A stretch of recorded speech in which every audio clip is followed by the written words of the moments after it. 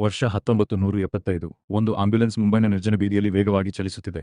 Siren ಸದ್ದು ಮಾಡಿ ರಾತ್ರಿಯ ನಿಶ್ಶಬ್ದವನ್ನು ಭಂಗಗೊಳಿಸುತ್ತದೆ. ಒಳಗೆ ಒಬ್ಬ ವ್ಯಕ್ತಿ ರಕ್ತಸ್ರಾವವಾಗುತ್ತಾ ಉಸಿರುಗಟ್ಟುತ್ತಾ ಬಿದ್ದಿದ್ದಾನೆ. ಆತ ಜೀವನ ಮತ್ತು ಮರಣದ ನಡುವೆ ತೂಗಾಡುತ್ತಿದ್ದಾನೆ ಮತ್ತು ಈ ಆಂಬ್ಯುಲೆನ್ಸ್ನ ಒಳಗೆ ಇಬ್ಬರು ಕಾವಲುಗಾರರು ಕುಳಿತಿದ್ದಾರೆ. ಆದರೆ ಈ ಇಬ್ಬರು ಮುಖಗಳಲ್ಲಿ ಚಿಂತೆಯಾಗಲಿ ಆತಂಕವಾಗಲಿ ಇಲ್ಲ. ಅವರ ಕಣ್ಣುಗಳಲ್ಲಿ ಏನೋ ಹೊಳೆಯುತ್ತಿದೆ. ಒಬ್ಬ ಕಾವಲುಗಾರ ತಾನು ಸಾಯುತ್ತೇನೆ ಎಂದು ಹೇಳುತ್ತಾನೆ. ಖಂಡಿತವಾಗಿಯೂ ಸಾಯುತ್ತಾನೆ. ಇನ್ನೊಬ್ಬ ನಕ್ಕು, ಇಲ್ಲ ಅಣ್ಣ, ಅವನು ಬದುಕುಳಿಯುತ್ತಾನೆ ಎಂದು ಹೇಳುತ್ತಾನೆ. ನಾನು 50 ಪಟ್ಟು ಹಣಕ್ಕೆ ಬಾಜಿ ಕಟ್ಟುತ್ತೇನೆ. ಹೌದು ಸ್ನೇಹಿತರೆ, ನೀವು ಸರಿಯಾಗಿ ಕೇಳುತ್ತಿದ್ದೀರಿ. ಈ ಇಬ್ಬರು ಕಾವಲುಗಾರರು ಸಾಯುತ್ತಿರುವ ವ್ಯಕ್ತಿಯ ಜೀವದ ಮೇಲೆ ಬಾಜಿ ಕಟ್ಟುತ್ತಿದ್ದಾರೆ. 5 ರೂಪಾಯಿಗಳ ಪಣ ಗೆದ್ದರೆ 500 ರೂಪಾಯಿಗಳ ಲಾಭ. ಆದರೆ ಸ್ವಲ್ಪ ಕಾಯಿ, ಇದು ಆಂಬ್ಯುಲೆನ್ಸ್ನಲ್ಲಿ ಮಲಗಿರುವ ಸಾಮಾನ್ಯ ವ್ಯಕ್ತಿಯಲ್ಲ. ಈತನೇ ಇಡೀ ದೇಶವನ್ನು ಜೂಜಾಟಕ್ಕೆ ವ್ಯಸನಿಯಾಗಿಸಿದ ವ್ಯಕ್ತಿ. ಈ ವ್ಯಕ್ತಿಯ ಬಳಿ ಎಷ್ಟು ಹಣವಿತ್ತೆಂದರೆ ಭಾರತೀಯ ರಿಸರ್ವ್ ಬ್ಯಾಂಕ್ ಕೂಡ ಆತನ ಮುಂದೆ ಅತ್ಯಲ್ಪವಾಗಿತ್ತು.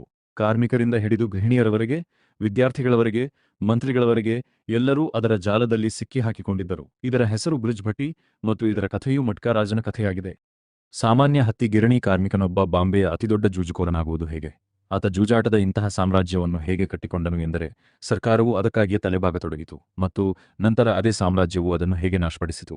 ಸ್ನೇಹಿತರೆ, ಇಂದಿನ ಕಥೆ ನಿಮ್ಮನ್ನು ಆಘಾತಗೊಳಿಸುತ್ತದೆ. ಇದು ಒಂದು ವಂಚನೆ, ಇದು ಪ್ರೀತಿ, ಇದು ಸ್ನೇಹ, ಇದು ದ್ರೋಹ ಮತ್ತು ಇದು ಪ್ರತಿಯೊಬ್ಬರೂ ಸೋತ ಆಟ. ಆದ್ದರಿಂದ ನಮ್ಮ ಜೊತೆ ಇರಲಿ, ಏಕೆಂದರೆ ಮಟ್ಕಾ ಕಿಂಗ್ ಕಥೆಯ ಸಂಪೂರ್ಣ ನಿರೂಪಣೆ ಪ್ರಾರಂಭವಾಗಲಿದೆ. ಮತ್ತು ಹೌದು, ಈ ವಿವರಣೆಯನ್ನು ನೀವು ಇಷ್ಟಪಟ್ಟರೆ ಆ ವಾಹಿನಿಗೆ ಚಂದಾದಾರರಾಗಲು ಮರೆಯಬೇಡಿ. ಪ್ರಾರಂಭಿಸೋಣ. ಇದು 1964ರ ಬಾಂಬೆ ನಗರವನ್ನು ಕುರಿತದ್ದು. ಆ ಸಮಯದಲ್ಲಿ ಇದನ್ನು ಕನಸಿನ ನಗರ ಎಂದು ಕರೆಯಲಾಗುತ್ತಿತ್ತು. ಆದರೆ ನಿಜ ಹೇಳಬೇಕೆಂದರೆ ಈ ನಗರವು ಮುರಿದದ್ದಕ್ಕಿಂತ ಹೆಚ್ಚು ಕನಸುಗಳನ್ನು ನನಗೆ ತೋರಿಸಿತು. ಎಲ್ಲರೂ ಇಲ್ಲಿ ಓಡಾಡುತ್ತಿದ್ದರು.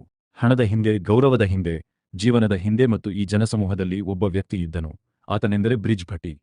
ಬ್ರಿಜ್ ತನ್ನ ಹೆಂಡತಿಯೊಂದಿಗೆ ಬಾಡಿಗೆಗೆ ಇದ್ದ ಒಂದು ಶಿಥಿಲವಾದ ಕಾಲೋನಿಯಲ್ಲಿ ವಾಸಿಸುತ್ತಿದ್ದನು. ಹತ್ತಿ ಗಿರಣಿಯಲ್ಲಿ ಕೆಲಸ ಮಾಡುತ್ತಿದ್ದನು. ಅಂದರೆ ಹತ್ತಿಯ ಬಟ್ಟೆ ಗಿರಣಿಯಲ್ಲಿ. ಸಂಬಳ ತುಂಬಾ ಕಡಿಮೆಯಾಗಿತ್ತು. ತಿಂಗಳ ಕೊನೆಯಲ್ಲಿ ಜೇಬು ಖಾಲಿಯಾಗುತ್ತಿತ್ತು. ಮನೆಯೊಂದನ್ನು ನಡೆಸುವುದು ಯುದ್ಧವನ್ನು ನಡೆಸಿದರೆ. ಒಂದು ದಿನ ಬೆಳಿಗ್ಗೆ ಬ್ರಿಜ್ ಕೆಲಸಕ್ಕೆ ಹೋದ. ಆತ ಬಾಗಿಲು ತೆರೆದ ಕೂಡಲೇ ಆತ ತನ್ನ ಭೂಮಾಲೀಕನಾದ ಪೊದ್ದಾರ್ ಸೇಥನನ್ನು ಭೇಟಿಯಾದನು. ಪೊದ್ದಾರ್ನ ಮುಖ ಬೆಳಗಿತು. ಆತ ಕೂಗಿದ, ಸೇತುವೆ, ಇಂದು ತಿಂಗಳ 11ನೇ ದಿನವಾಗಿದೆ ಮತ್ತು ನೀವು ಬಾಡಿಗೆಯನ್ನು ಇನ್ನೂ ಪಾವತಿಸಿಲ್ಲ. ನನಗೆ ಇಂದು ಬಾಡಿಗೆ ಬೇಕಾಗಿದೆ. ಇಲ್ಲವಾದಲ್ಲಿ ನಾನು ಸರಕುಗಳನ್ನು ಹೊರಗೆ ಹಾಕುತ್ತೇನೆ. ಸೇತುವೆಯ ಮುಂಭಾಗವೂ ಹೋಗಿದೆ. ಆತ ಮೆಲ್ಲನೆ, ಸೇಠ್ಜಿ, ನಾನು ಅದನ್ನು ಕೊಡುತ್ತೇನೆ, ಸ್ವಲ್ಪ ಸಮಯ ಬೇಕು ಎಂದರು. ಆದರೆ ದೋಣಿಗಾರನಿಗೆ ವಿಳಂಬ ಮಾಡಲು ಯಾವುದೇ ಕ್ಷಮೆ ಇರಲಿಲ್ಲ. ಆತ ಒತ್ತಾಯಿಸಿದನು. ನಂತರ ಬ್ರಿಜ್ ಒಂದು ಬುದ್ಧಿವಂತ ಕ್ರಮವನ್ನು ಕೈಗೊಂಡನು. ಸೇಠ್ಜಿ, ನೀವು ಮಾರುಕಟ್ಟೆಯಲ್ಲಿ 3 ಹೊಸ ಮನೆಗಳನ್ನು ನಿರ್ಮಿಸುತ್ತಿದ್ದೀರಿ ಎಂದು ಕೇಳಿದೆ. ಆದರೆ ಈಗಾಗಲೇ ನಿಮ್ಮ ಬಳಿ 180 ಮನೆಗಳು. ಅವುಗಳ ಸ್ಥಿತಿ ಹೇಗಿದೆ? ಛಾವಣಿ ಸೋರಿಕೆಯಾಗುತ್ತಿದೆ, ವಿದ್ಯುತ್ ತಂತಿಗಳು ತೂಗಾಡುತ್ತಿವೆ, ಮೆಟ್ಟಿಲುಗಳು ಎಷ್ಟು ಕಡಿದಿವೆ ಎಂದರೆ ಯಾರಾದರೂ ಕೆಳಗೆ ಬಿದ್ದು ಸಾಯಬಹುದು.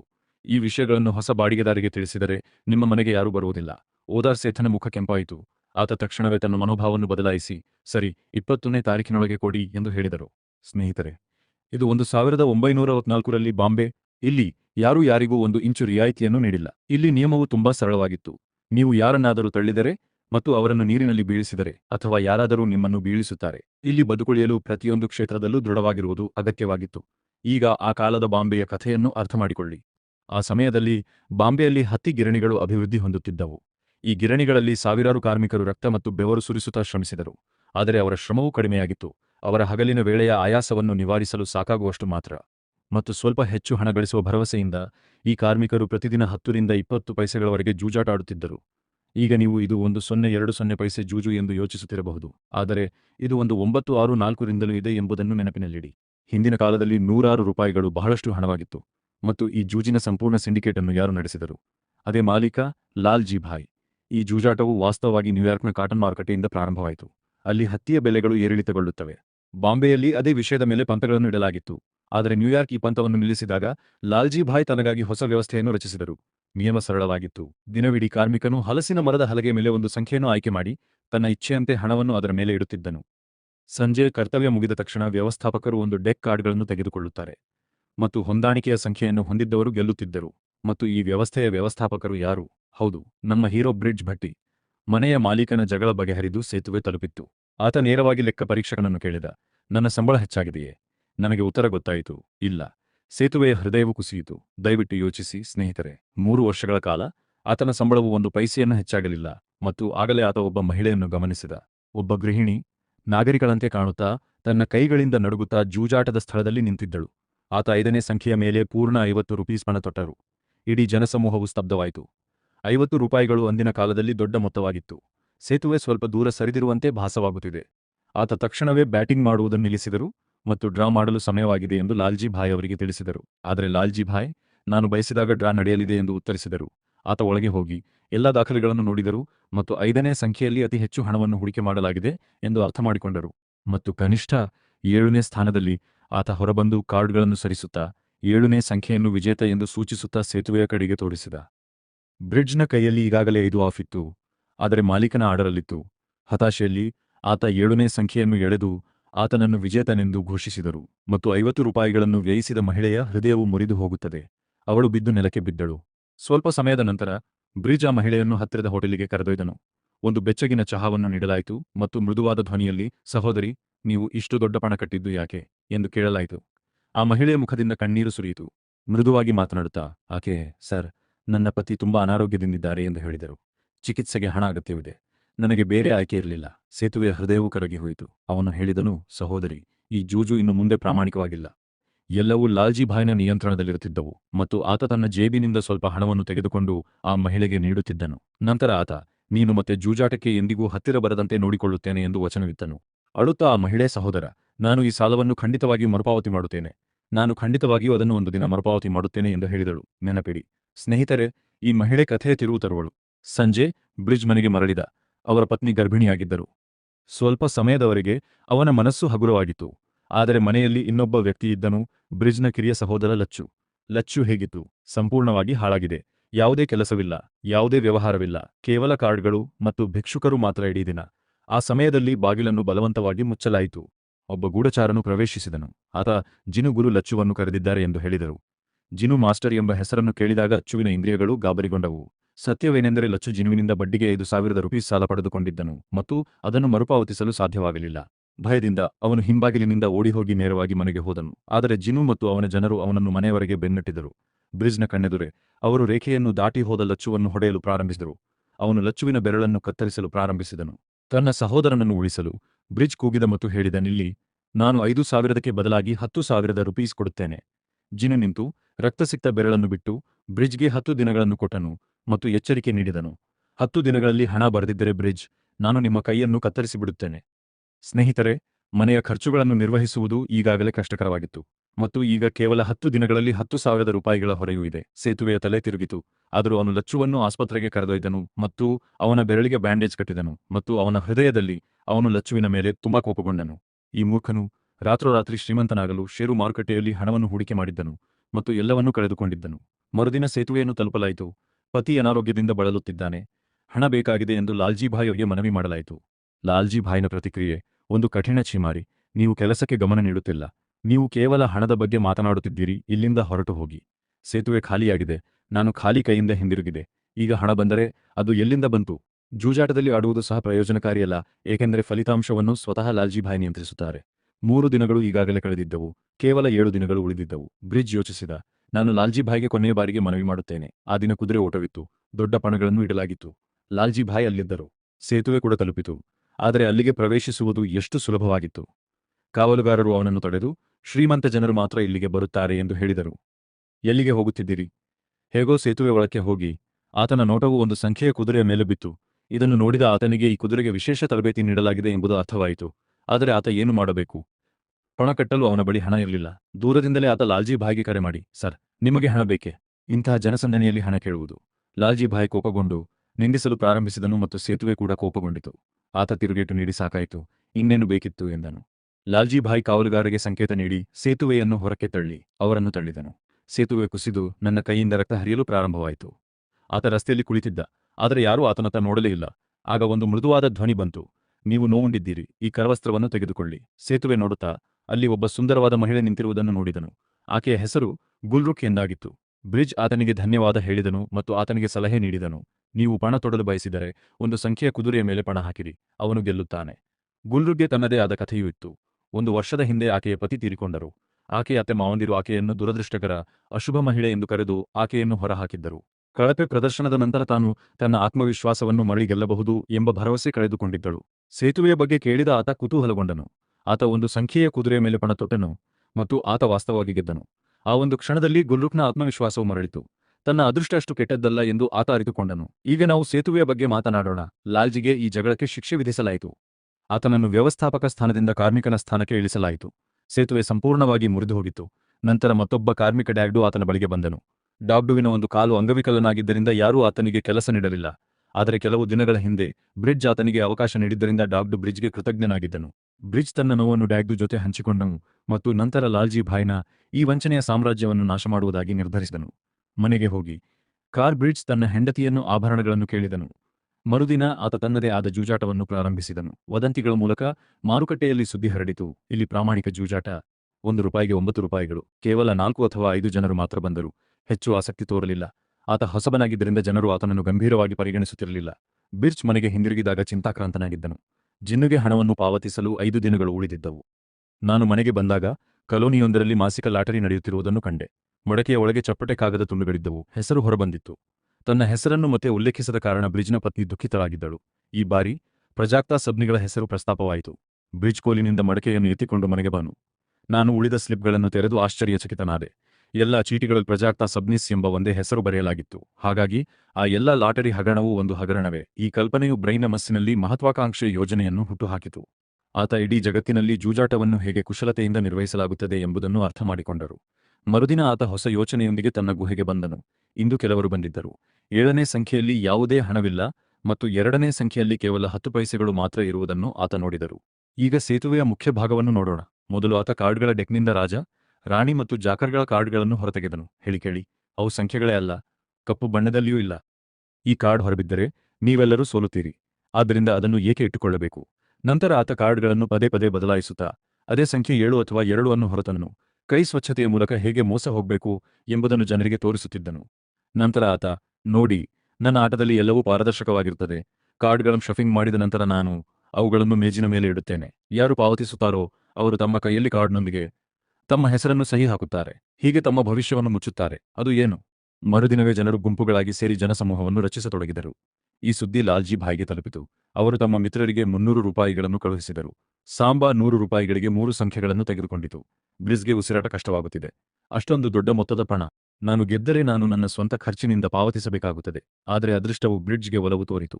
ಸ್ಯಾಂಬಾ ಸೋತು ಹೋದರು. ಬ್ರಿಡ್ಜ್ ಆಟವನ್ನು ಇನ್ನಷ್ಟು ಆನಂದದಾಯಕವಾಗಿಸಲು 2 ಸುತ್ತುಗಳನ್ನು ಸೇರಿಸುವ ನಿಯಮವನ್ನು ಸೇರಿಸಿತು.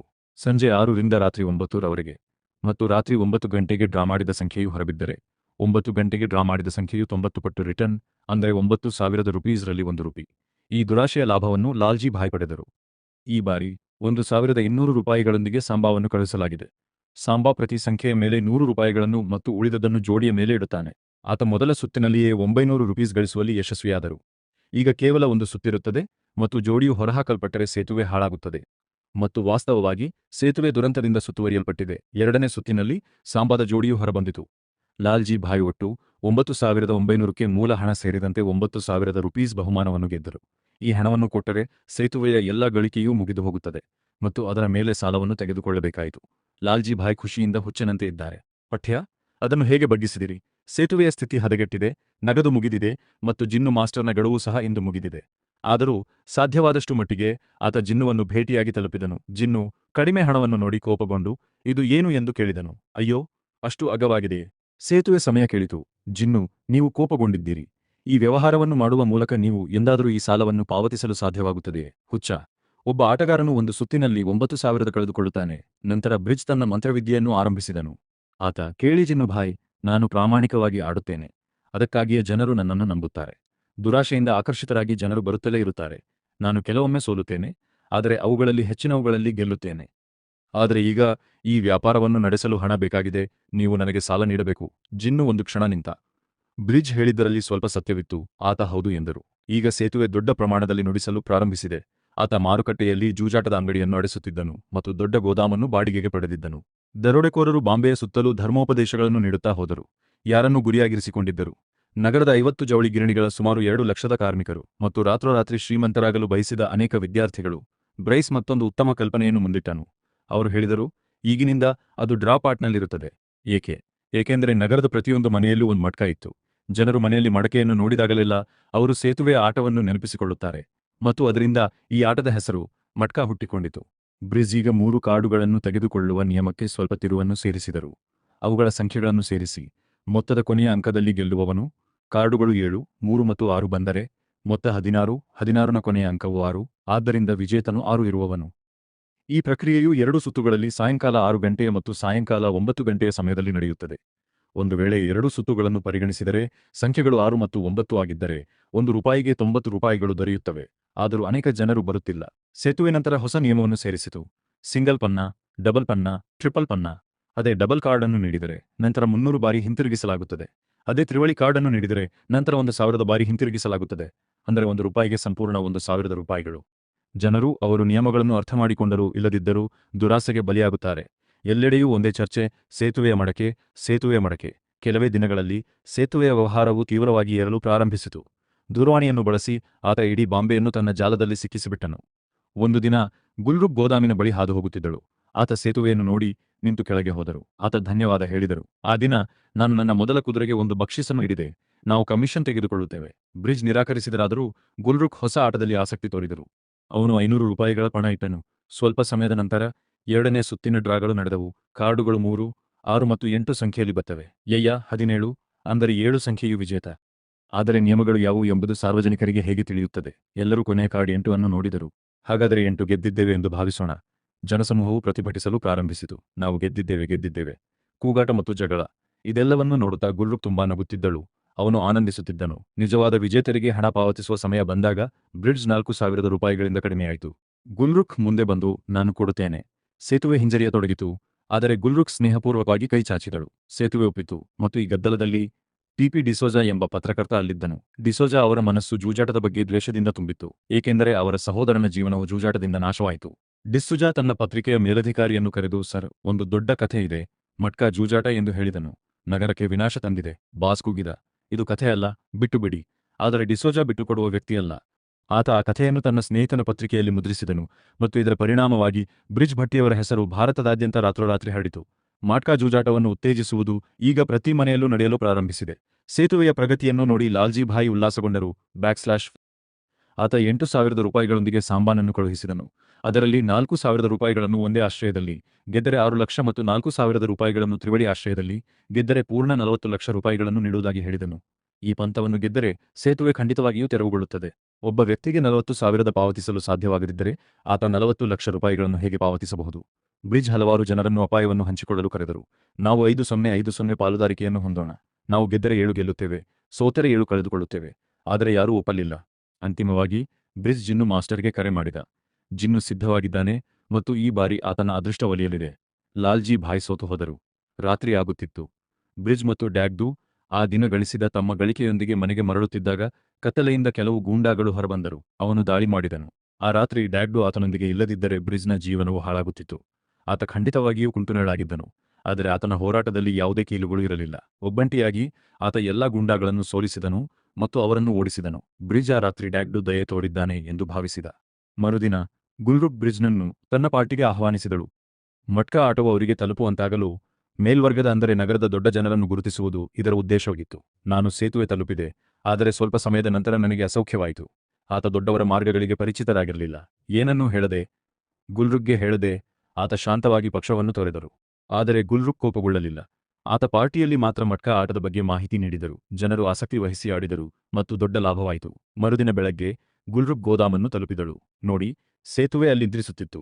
ಆತ ತನ್ನ ರಾತ್ರಿಯ ಗಳಿಕೆಯನ್ನು ಸೇತುವೆಗೆ ಹಸ್ತಾಂತರಿಸಿದನು. ಇಷ್ಟೊಂದು ಹಣವನ್ನು ನೋಡಿ ಬ್ರಿಡ್ಜ್ ಆಘಾತಕ್ಕೊಳಗಾದನು. ಒಂದೇ ರಾತ್ರಿಯಲ್ಲಿ ಅಷ್ಟೇ? ಅದು ಏನು? ಬ್ರಿಡ್ಜ್ ಮನಸ್ಸಿನಲ್ಲಿ ಹೊಸ ಯೋಜನೆ ಹೊಂದಿದ್ದನು. ಆತ ಗುಲ್ರುಖ್ಗೆ ಇಂದಿನಿಂದ ಬೀದಿ ಮಟ್ಟದ ಮಡಕೆ ಮತ್ತು ಗಣ್ಯ ವರ್ಗವನ್ನು ನಾನು ನಿಭಾಯಿಸುತ್ತೇನೆ ಎಂದು ಹೇಳಿದನು. ನೀವು ಮತ್ತು ನಾನು ಪಾಲುದಾರರು. ಗುಲ್ರುಖ್ ಈಗಾಗಲೇ ಸಿದ್ಧವಾಗಿತ್ತು. ಅವಳು ಹೌದು ಎಂದಳು. ಈ ಸೇತುವೆ ಕೇವಲ ಬಾಂಬೆಗೆ ಸೀಮಿತವಾಗಿರಲು ಬಯಸಲಿಲ್ಲ. ಆತ ಆಟವನ್ನು ಇನ್ನಷ್ಟು ಆನಂದದಾಯಕವಾಗಿಸಲು ಹೊಸ ನಿಯಮಗಳನ್ನು ಸೇರಿಸಿದನು ಮತ್ತು ಮುಂದಿನ 2 ವರ್ಷಗಳಲ್ಲಿ ಮಟ್ಕಾ ಜೂಜು ದೇಶದಾದ್ಯಂತ ಹರಡಿತು. ಮಟ್ಕಾ ಹೆಸರು ಪ್ರತಿ ನಗರ, ಪ್ರತಿ ರಾಜ್ಯದಲ್ಲಿಯೂ ಜನಪ್ರಿಯವಾಗಿದೆ. ಸೇತುವೆಯ ಬಳಿ ಹಣದ ಪರ್ವತವು ಸಂಗ್ರಹವಾಗಲು ಪ್ರಾರಂಭಿಸಿತು. ಆದರೆ ಅವನ ಶತ್ರುಗಳು ಸಹ ನಿದ್ರಿಸುತ್ತಿರಲಿಲ್ಲ. ಪತ್ರಕರ್ತ ಟಿಪಿ ಡಿಸೋಜಾ ಈಗ ಸಚಿವರ ಪತ್ರಿಕಾಗೋಷ್ಠಿಯನ್ನು ತಲುಪಿದ್ದಾರೆ. ಈ ಮಟ್ಕಾ ಜೂಜಾಟದ ಬಗ್ಗೆ ಸರ್ಕಾರ ಏನು ಮಾಡುತ್ತಿದೆ ಎಂದು ಆತ ನೇರವಾಗಿ ಪ್ರಶ್ನಿಸಿದರು. ಮಂತ್ರಿಯ ಮುಖವು ಮಸುಕಾಯಿತು. ಆತ ಏನೂ ಹೇಳಲಿಲ್ಲ.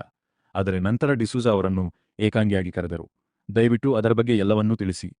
ಬ್ರಿಡ್ಜ್ ಪ್ರತಿದಿನ ಕನಿಷ್ಠ ₹1 ಲಕ್ಷ ಗಳಿಸುತ್ತಿದ್ದಾರೆ ಎಂದು ಹೇಳುವ ಮಟ್ಟಿಗೆ ಡಿಸೋಜಾ ರಹಸ್ಯವನ್ನು ಬಿಚ್ಚಿಟ್ಟರು. ಸಚಿವರ ಬಾಯಲ್ಲಿ ನೀರು ಬರುತ್ತಿದೆ. ದಿನಕ್ಕೆ ₹1 ಲಕ್ಷ, ಅಂದರೆ ನನ್ನ ಚುನಾವಣೆಗೆ ಧನಸಹಾಯ ವ್ಯವಸ್ಥೆ ಮಾಡಲಾಗಿದೆ. ಆತ ತನ್ನ ಸಹಾಯಕನಿಗೆ, ತಂದೆಯೇ, ಒಂದು ಮಡಕೆಯನ್ನು ತಯಾರಿಸಿ ಮತ್ತು ನಿಮ್ಮ ಹೃದಯದಲ್ಲಿ ಒಂದು ಯೋಜನೆಯನ್ನು ಮಾಡಿ, ನಾನು ನನ್ನ ಸ್ವಂತ ಮಡಕೆಯನ್ನು ತೆರೆಯುತ್ತೇನೆ ಎಂದು ಹೇಳಿದನು. ಈ ಮಂತ್ರಿಯ ಹೆಸರು ಪ್ರತಾಪ್ ರಾವ್, ನೆನಪಿರಲಿ. ಏತನ್ಮಧ್ಯೆ ಬ್ರಿಜ್ನ ಪತ್ನಿ ಬರ್ಖಾ ವಸಾಹತು ಪ್ರದೇಶದಲ್ಲಿ ಪ್ರತಿದಿನವೂ ಅವಮಾನಗಳನ್ನು ಕೇಳುತ್ತಿದ್ದಳು. ಇದು ಜೂಜುಕೋರನ ಹೆಂಡತಿಯಾಗಿತ್ತು. ಕೊಂಬೆಗಳು ಮುರಿದು ಬಿದ್ದವು. ಒಂದು ದಿನ ಅವಳು ತುಂಬಾ ಅಳುತ್ತಿದ್ದಳು. ಆ ದಿನ ಸೇತುವೆ ಒಂದು ಐತಿಹಾಸಿಕ ನಿರ್ಧಾರ ತೆಗೆದುಕೊಂಡಿತ್ತು. ಆತ ತನ್ನ ಹೆಂಡತಿಯ ಕೈಯನ್ನು ಹಿಡಿದು, ಹೋಗೋಣ, ಇಂದು ನಾವು ಯಾರು ಎಂಬುದನ್ನು ನಾನು ನಿಮಗೆ ತೋರಿಸುತ್ತೇನೆ ಎಂದನು. ಮೊದಲು ಒಂದು ಭವ್ಯವಾದ ಕಾರನ್ನು ಖರೀದಿಸಲಾಯಿತು. ನಂತರ ಇಬ್ಬರೂ ಕುದುರೆ ಓಟದ ಮೈದಾನಕ್ಕೆ ತಲುಪಿದರು. ಕೆಲವು ವರ್ಷಗಳ ಹಿಂದೆ ಕಾವಲುಗಾರರು ಆತನ್ನು ಹೊರಗೆ ತಳ್ಳಿದ ಅದೇ ಮೈದಾನದಲ್ಲಿ. ಆದರೆ ಇಂದು ಅದೇ ಕಾವಲುಗಾರರು ಆತನಿಗೆ ವಂದನೆ ಸಲ್ಲಿಸುತ್ತಿದ್ದರು. ಸೇತುವೆ ನೇರವಾಗಿದೆ.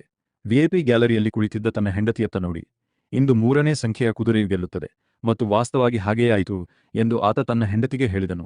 ಬ್ರಿಜ್ ಬರ್ಕಾಗೆ ವಿವರಿಸಿದರು, ನೀವು ಈಗ ಗಣ್ಯ ವರ್ಗದಲ್ಲಿದ್ದೀರಿ, ನೀವು ನಿಮ್ಮ ಸ್ಥಾನಮಾನವನ್ನು ಕಾಪಾಡಿಕೊಳ್ಳಬೇಕು, ಯಾರ ಮಾತನ್ನೂ ಮುಖ್ಯವೆಂದು ಪರಿಗಣಿಸಬೇಡಿ. ಇಬ್ಬರೂ ಗೌರವದೊಂದಿಗೆ ಮನೆಗೆ ಮರಳಿದರು. ವಸಾಹತು ನಿವಾಸಿಗಳು ಆತನ ಹೊಸ ಕಾರು ಮತ್ತು ಹೊಸ ಬಟ್ಟೆಗಳನ್ನು ನೋಡಿ ದಿಗ್ಭ್ರಮೆಗೊಂಡರು. ಆದರೆ ಈ ಮಧ್ಯೆ ಒಂದು ಅಪಾಯಕಾರಿ ಘಟನೆ ಸಂಭವಿಸಿತು. ಬ್ರಿಜ್ನ ಕಿರಿಯ ಸಹೋದರ ಲಾಚಕ್ ಕಾಲೇಜಿನಲ್ಲಿ ವಾಸುಧಾ ಎಂಬ ಹುಡುಗಿಯೊಂದಿಗೆ ಪ್ರೀತಿಯಲ್ಲಿ ಬಿದ್ದನು. ಆದರೆ ನಂತರ ಅದು ವಸುಧಾ ಬೇರೆ ಯಾರೂ ಅಲ್ಲ, ಲಜ್ ಎಂದು ತಿಳಿಯಿತು. ಲಾಲ್ಜಿ ಒಬ್ಬ ಸಹೋದರನ ಮಗಳಾಗಿದ್ದಳು. ಲಾಲ್ಜಿ ಭಾಯ್ ಈ ಅವಕಾಶವನ್ನು ಬಳಸಿಕೊಂಡರು. ಲಚ್ಚುವನ್ನು ಭೇಟಿಯಾದರು ಮತ್ತು ಆತನ ಮನಸ್ಸನ್ನು ಬದಲಾಯಿಸಲು ಪ್ರಾರಂಭಿಸಿದರು. ಲಚ್ಚು, ಮಗ, ಬ್ರಿಜ್ ನಿಮ್ಮನ್ನು ತನ್ನ ಸೇವಕನನ್ನಾಗಿ ಮಾಡಿಕೊಂಡಿದ್ದಾನೆ. ನೀವು ಬಿಡುವಾಗಿರಬೇಕು. ಮಟ್ಕಾದ ಫಲಿತಾಂಶವನ್ನು ಕುಶಲತೆಯಿಂದ ನಿರ್ವಹಿಸಿ ನೀವು ನನಗೆ ಸಹಾಯ ಮಾಡಿದರೆ ನಾನು ನಿಮ್ಮನ್ನು ವಸುಧಾಳಿಗೆ ಮದುವೆ ಮಾಡಿಕೊಡುತ್ತೇನೆ. ಅದರ್ವೈಸ್ ಅವನ ಬಗ್ಗೆ ಮರೆತುಬಿಡಿ. ಲಚ್ಚು ದುರಾಸೆಯ ಜಾಲದಲ್ಲಿ ಸಿಕ್ಕಿಹಾಕಿಕೊಳ್ಳುತ್ತಾನೆ. ನಿಧಾನವಾಗಿ ಅವನು ಮಡಕೆಯಿಂದ ಹಣವನ್ನು ಕದಿಯಲು ಪ್ರಾರಂಭಿಸಿದನು. ಆದರೆ ಡ್ಯಾಗ್ಡುವಿನ ಲೆಕ್ಕಗಳು ಬಹಳ ನಿಖರವಾಗಿರುತ್ತಿದ್ದವು. ಆತ ಅದನ್ನು ನೋಡಿದಾಗ ಸುಮಾರು 3,300 ರೂಪೀಸ್ ಕಡಿಮೆ ಎಂದು ಕಂಡನು. ಮೊತ್ತವು ಲಚ್ಚು ಮಾಡಿದ ಸ್ಲಿಪ್ಗೆ ಹೊಂದಿಕೆಯಾಗಲಿಲ್ಲ. ಸೇತುವೆ ಅರ್ಥವಾಯಿತು, ಈ ಕೆಲಸ ಲಚ್ಚುವಿನದು ಎಂದು. ಸ್ನೇಹಿತರೆ, ಇದು ಮಟ್ಕಾ ಕಿಂಗ್ ಕಾರ್ಯಕ್ರಮದ ಮೊದಲ 3 ಕಂತುಗಳ ಕಥೆ. ಬ್ರಿಜ್ ಭಟ್ಟಿ ಈಗ ಬಾಂಬೆಯ ಚಕ್ರವರ್ತಿಯಾಗಿದ್ದನು. ಆದರೆ ಕಥೆಯೂ ಇನ್ನೂ ಉಳಿದಿದೆ. ಮುಂದೆ ಲಚ್ಚು ಸೇತುವೆಯ ವಿರುದ್ಧ ಹೇಗೆ ನಿಲ್ಲುತ್ತಾನೆ, ಸಚಿವ ಪ್ರತಾಪ್ ರಾವ್ ಸೇತುವೆಯನ್ನು ನಾಶಮಾಡಲು ಹೇಗೆ ಸಂಚು ಮಾಡುತ್ತಾನೆ, ಮತ್ತು ಸೇತುವೆ ಹೇಗೆ ಎಂಬುದನ್ನು ನೀವು ನೋಡುತ್ತೀರಿ. ಆತ ತನ್ನ ಬುದ್ಧಿಯಿಂದ ಪ್ರತಿ ತೊಂದರೆಯಿಂದ ಹೊರಬರುತ್ತಾನೆ. ಲಚ್ಚು ಮನೆಗೆ ಮರಳಿದಾಗ ಸೇತುವೆ ಕೋಪಗೊಂಡಿತ್ತು. ಆತ ಲಚ್ಚುವನ್ನು ಕಠಿಣವಾಗಿ ಬೈದನು. ಆದರೆ ಇಲ್ಲಿ ಒಂದು ವಿಷಯವನ್ನು ಅರ್ಥ ಮಾಡಿಕೊಳ್ಳಬೇಕು ಸ್ನೇಹಿತರೆ. ಆತ ಜೂಜಾಟದ ದೊಡ್ಡ ಉದ್ಯಮವನ್ನು ನಡೆಸುತ್ತಿದ್ದರೂ ಆತ ಎಂದಿಗೂ ಮೋಸ ಮಾಡಲಿಲ್ಲ. ಆತನ ತತ್ವ ಸರಳವಾಗಿತ್ತು. ಒಬ್ಬ ವ್ಯಕ್ತಿಯು ಗೆದ್ದರೆ ಅದು ಅವರ ಸ್ವಂತ ಅದೃಷ್ಟದಿಂದ, ಸೋತರೆ ಅದು ಅವರ ಸ್ವಂತ ಅದೃಷ್ಟದಿಂದ. ನಾವು ಮಧ್ಯ ಹಸ್ತಕ್ಷೇಪ ಮಾಡುವುದಿಲ್ಲ. ಆದರೆ ಲಾಚುವಿನ ಮನಸ್ಸಿಗೆ ಆತನ ಸಹೋದರನ ಮಾತುಗಳು ತಟ್ಟಿದವು. ಒಳ್ಳೆಯ ಸಲಹೆಯು ಆತನಿಗೆ ವಿಷದಂತೆ ಕಂಡಿತು. ಆತ ಕೋಪದಿಂದ ಮನೆಯಿಂದ ಹೊರನಡೆದನು, ಒದೆಯುತ್ತಾ ಮತ್ತು ಕಿರುಚುತ್ತಾ. ನಾನು ಮನೆಗೆ ತಲುಪುವಷ್ಟರಲ್ಲಿ ಇದ್ದಕ್ಕಿದ್ದಂತೆ ಆದಾಯ ತೆರಿಗೆ ಇಲಾಖೆಯ ಅಧಿಕಾರಿಗಳು ದಾಳಿ ನಡೆಸಿದರು. ಆ ಅಧಿಕಾರಿ ಒಳಗೆ ಹೋಗಿ ಇಡೀ ಮನೆಯನ್ನು ಶೋಧಿಸಿದರು. ಪ್ರತಿಯೊಂದು ಮೂಲೆಯಲ್ಲೂ, ಪ್ರತಿಯೊಂದು ಕಪಾಟಿನಲ್ಲೂ, ಪ್ರತಿಯೊಂದು ಮೂಲೆಯಲ್ಲೂ ಅದರ ಬಗ್ಗೆ ಏನೂ ಸಿಗಲಿಲ್ಲ. ಕೊನೆಯಲ್ಲಿ ಆತ ಖಾಲಿ ಕೈಯಿಂದ ಹಿಂದಿರುಗಿದನು. ಸ್ನೇಹಿತರೆ, ಬ್ರಿಜ್ ಎಷ್ಟು ಬುದ್ಧಿವಂತನಾಗಿದ್ದನೆಂದರೆ ಆತ ತನ್ನ ಮನೆಯಲ್ಲಿ ಒಂದು ಪೈಸೆಯನ್ನು ಇಟ್ಟುಕೊಂಡಿರಲಿಲ್ಲ. ಎಲ್ಲ ಹಣ ಬೇರೆಡೆ ಅಡಗಿಸಿಡಲಾಗಿತ್ತು. ಆತ ಮಡಕೆಯನ್ನು ಬಳಸುತ್ತಿದ್ದ ಸ್ಥಳವನ್ನು ಆತ ತನ್ನ ಮಗನ ಹೆಸರನ್ನೇ ಇಟ್ಟನು. ಅದು ಅನ್ಮೋಲ್ ಬಜಾರ್ ಎಂದಾಯಿತು. ಈ ಹೆಸರು ಅವರಿಗೆ ಎಷ್ಟು ಪ್ರಿಯವಾಗಿತ್ತು ಎಂದು ನಿಮಗೆ ಅರ್ಥವಾಗುತ್ತದೆ. ಆದರೆ ಮರುದಿನ ನೀವು ಅನ್ಮೋಲ್ ಬಜಾರ್ನ ಗೋದಾಮಿನ ಮುಂದೆ ಏನು ಕಂಡಿರಿ? ದೊಡ್ಡ ಅಕ್ಷರಗಳಲ್ಲಿ ಸರ್ಕಾರಿ ಚಿಹ್ನೆಯ ಫಲಕವೊಂದರಲ್ಲಿ ಜೂಜಾಟವನ್ನು ನಿಲ್ಲಿಸಿ ಸರ್ಕಾರಿ ಯೋಜನೆಗಳಲ್ಲಿ ಹಣವನ್ನು ಹೂಡಿಕೆ ಮಾಡಿ ಎಂದು ಬರೆಯಲಾಗಿತ್ತು. ಜೂಜು ಕಾನೂನುಬಾಹಿರ. ಬ್ರಿಜ್ ಇದನ್ನು ನೋಡಿದ ತಕ್ಷಣ ಅರ್ಥ ಮಾಡಿಕೊಂಡರು. ಇದು ಸಾಮಾನ್ಯ ಚಿಹ್ನೆಗಳ ಫಲಕವಲ್ಲ, ಇದು ಒಂದು ಸಂಕೇತವಾಗಿದೆ ಮತ್ತು ಅದರ ಹಿಂದೆ ಯಾರು ಇದ್ದಾರೆ. ಅದು ಸಚಿವ ಪ್ರತಾಪ್ ರಾವ್. ಬ್ರಿಜ್ ಲಚ್ಚುವನ್ನು ತನ್ನೊಂದಿಗೆ ಕರೆದುಕೊಂಡು ಹೋಗಿ ನೇರವಾಗಿ ಸಚಿವರನ್ನು ಭೇಟಿಯಾದರು. ಸಚಿವರ ವರ್ತನೆ ತುಂಬಾ ಕಠಿಣವಾಗಿತ್ತು. ಆತ ಕೋಪದಿಂದ, ನಿಮ್ಮ ಎಲ್ಲ ವ್ಯವಹಾರಗಳನ್ನು ಮುಚ್ಚಿ, ಇಲ್ಲದಿದ್ದರೆ ಪರಿಣಾಮಗಳು ಕೆಟ್ಟದಾಗಿರುತ್ತವೆ ಎಂದು ಹೇಳಿದರು. ಸೇತುವೆ ನಕ್ಕು, ಸರ್, ನೀವು ಮದ್ಯದ ಅಂಗಡಿಗಳನ್ನು ಕಾನೂನುಬದ್ಧಗೊಳಿಸಿದ್ದೀರಿ, ಅದೇ ರೀತಿ ಮಡಕೆಯನ್ನು ಕಾನೂನುಬದ್ಧಗೊಳಿಸಿ ಎಂದು ಉತ್ತರಿಸಿತು. ಖಂಡಿತ, ನಾನು ತೆರಿಗೆಗಳನ್ನು ಪ್ರಾಮಾಣಿಕವಾಗಿ ಪಾವತಿಸುತ್ತೇನೆ. ಮಂತ್ರಿಯವರಿಗೆ ಆಶ್ಚರ್ಯವಾಯಿತು. ಅಯ್ಯೋ, ಅವನು ಎಷ್ಟು ಬುದ್ಧಿವಂತ. ಆದರೆ ಅವನು ತನ್ನ ಗೌರವವನ್ನು ಕಳೆದುಕೊಳ್ಳಲು ಬಯಸಲಿಲ್ಲ. ಸೇತುವೆಯ ಮಾತುಗಳು ಅವನ ಅಹಂಕಾರವನ್ನು ಘಾಸಿಗೊಳಿಸಿದವು. ಅವನು ಈ ಸೇತುವೆ ನಾಶಪಡಿಸಲು ನಿರ್ಧರಿಸಿದ್ದಾನೆ. ಮೊದಲ ಕರೆ ದೂರವಾಣಿಯ ಮೂಲಕ ಮಾಡಲಾಯಿತು. ಈಗ ಒಂದು ವಿಷಯವನ್ನು ಅರ್ಥ ಮಾಡಿಕೊಳ್ಳಿ ಸ್ನೇಹಿತರೆ. ಅನ್ಮೋಲ್ ಬಜಾರ್ನ ಎಲ್ಲಾ ಸಂವಹನ ದೂರವಾಣಿ ಮೂಲಕ ನಡೆಯುತ್ತಿತ್ತು. ಮಟ್ಕಾದ ಎಲ್ಲಾ ಶಾಖೆಗಳು, ಎಲ್ಲರ ಫಲಿತಾಂಶವೂ ಒಂದೇ ಆಗಿತ್ತು. ಮುಖ್ಯ ಸ್ಥಳವು ಡ್ರಾ ಆಗಿತ್ತು. ನಂತರ ಫಲಿತಾಂಶವನ್ನು ದೂರವಾಣಿ ಮೂಲಕ ಎಲ್ಲಾ ಕೇಂದ್ರಗಳಿಗೂ ಕಳುಹಿಸಲಾಯಿತು. ಸೇತುವೆಯ ಹೆಸರಿನಲ್ಲಿ ಸಚಿವರು ಎಲ್ಲಾ ದೂರವಾಣಿ ಸಂಪರ್ಕಗಳನ್ನು ಹಾನಿಗೊಳಿಸಿದ್ದರು. ಈಗ ಸೇತುವೆಗಳ ಸಂಪೂರ್ಣ ಜಾಲವು ಕುಸಿದಿದೆ. ಅಲ್ಲಿ ಲಾಲ್ಜಿ ಭಾಯ್ ಕೂಡ ಸುಮ್ಮನೆ ಕುಳಿತಿರಲಿಲ್ಲ. ಆತ ಮಟ್ಕಾ ಹೆಸರಿನಲ್ಲಿ ಹೊಸ ಅಂಗಡಿಯನ್ನು ತೆರೆದನು. ಈಗ ಆತ ಕೂಡ ಅದೇ ಆಟವನ್ನು ಆಡಲು ಪ್ರಾರಂಭಿಸಿದನು. ಬ್ರಿಡ್ಜ್ ಆಡುತ್ತಿದ್ದವನು ಈಗ ಈ ಲಾಲ್ಜಿ ಭಾಯ್ಗೆ ಮಾತನಾಡಿ ವಿವರಿಸಬೇಕಾಗುತ್ತದೆ ಎಂದು ಭಾವಿಸಿದ. ಅವರು ಬಾಯ್ ಅವಳು 5 ತಾರೆಯರ ಹೋಟೆಲಿನಲ್ಲಿ ಸಭೆ ನಡೆಸಿದರು. ಇಬ್ಬರೂ ಮುಖಾಮುಖಿಯಾಗಿ ಕುಳಿತಿದ್ದರು. ಆದರೆ ಸಂಭಾಷಣೆ ಪ್ರಾರಂಭವಾಗುವ ಮೊದಲೇ ಲಚ್ಚು ಮಧ್ಯದಲ್ಲಿ ಜಿಗಿದ. ಅವನು ಹೇಳಿದನು, ಸಹೋದರ, ಲಾಲ್ಜಿ ಸಹೋದರ ಮತ್ತು ನೀವೆಲ್ಲರೂ ಒಟ್ಟಾಗಿ ವ್ಯಾಪಾರ ಮಾಡುತ್ತೀರಿ. 55 ಷೇರುಗಳು. ಇದು ಎಲ್ಲರಿಗೂ ಒಳ್ಳೆಯದಾಗಲಿ. ಸೇತುವೆ ಮುರಿದು ಹೋಗಿದೆ. ಲಚ್ಚು ಈಗ ಲಾಲ್ಜಿ ಭಾಯಿಯ ಶಿಬಿರಕ್ಕೆ ಹೋಗಿದ್ದಾನೆ.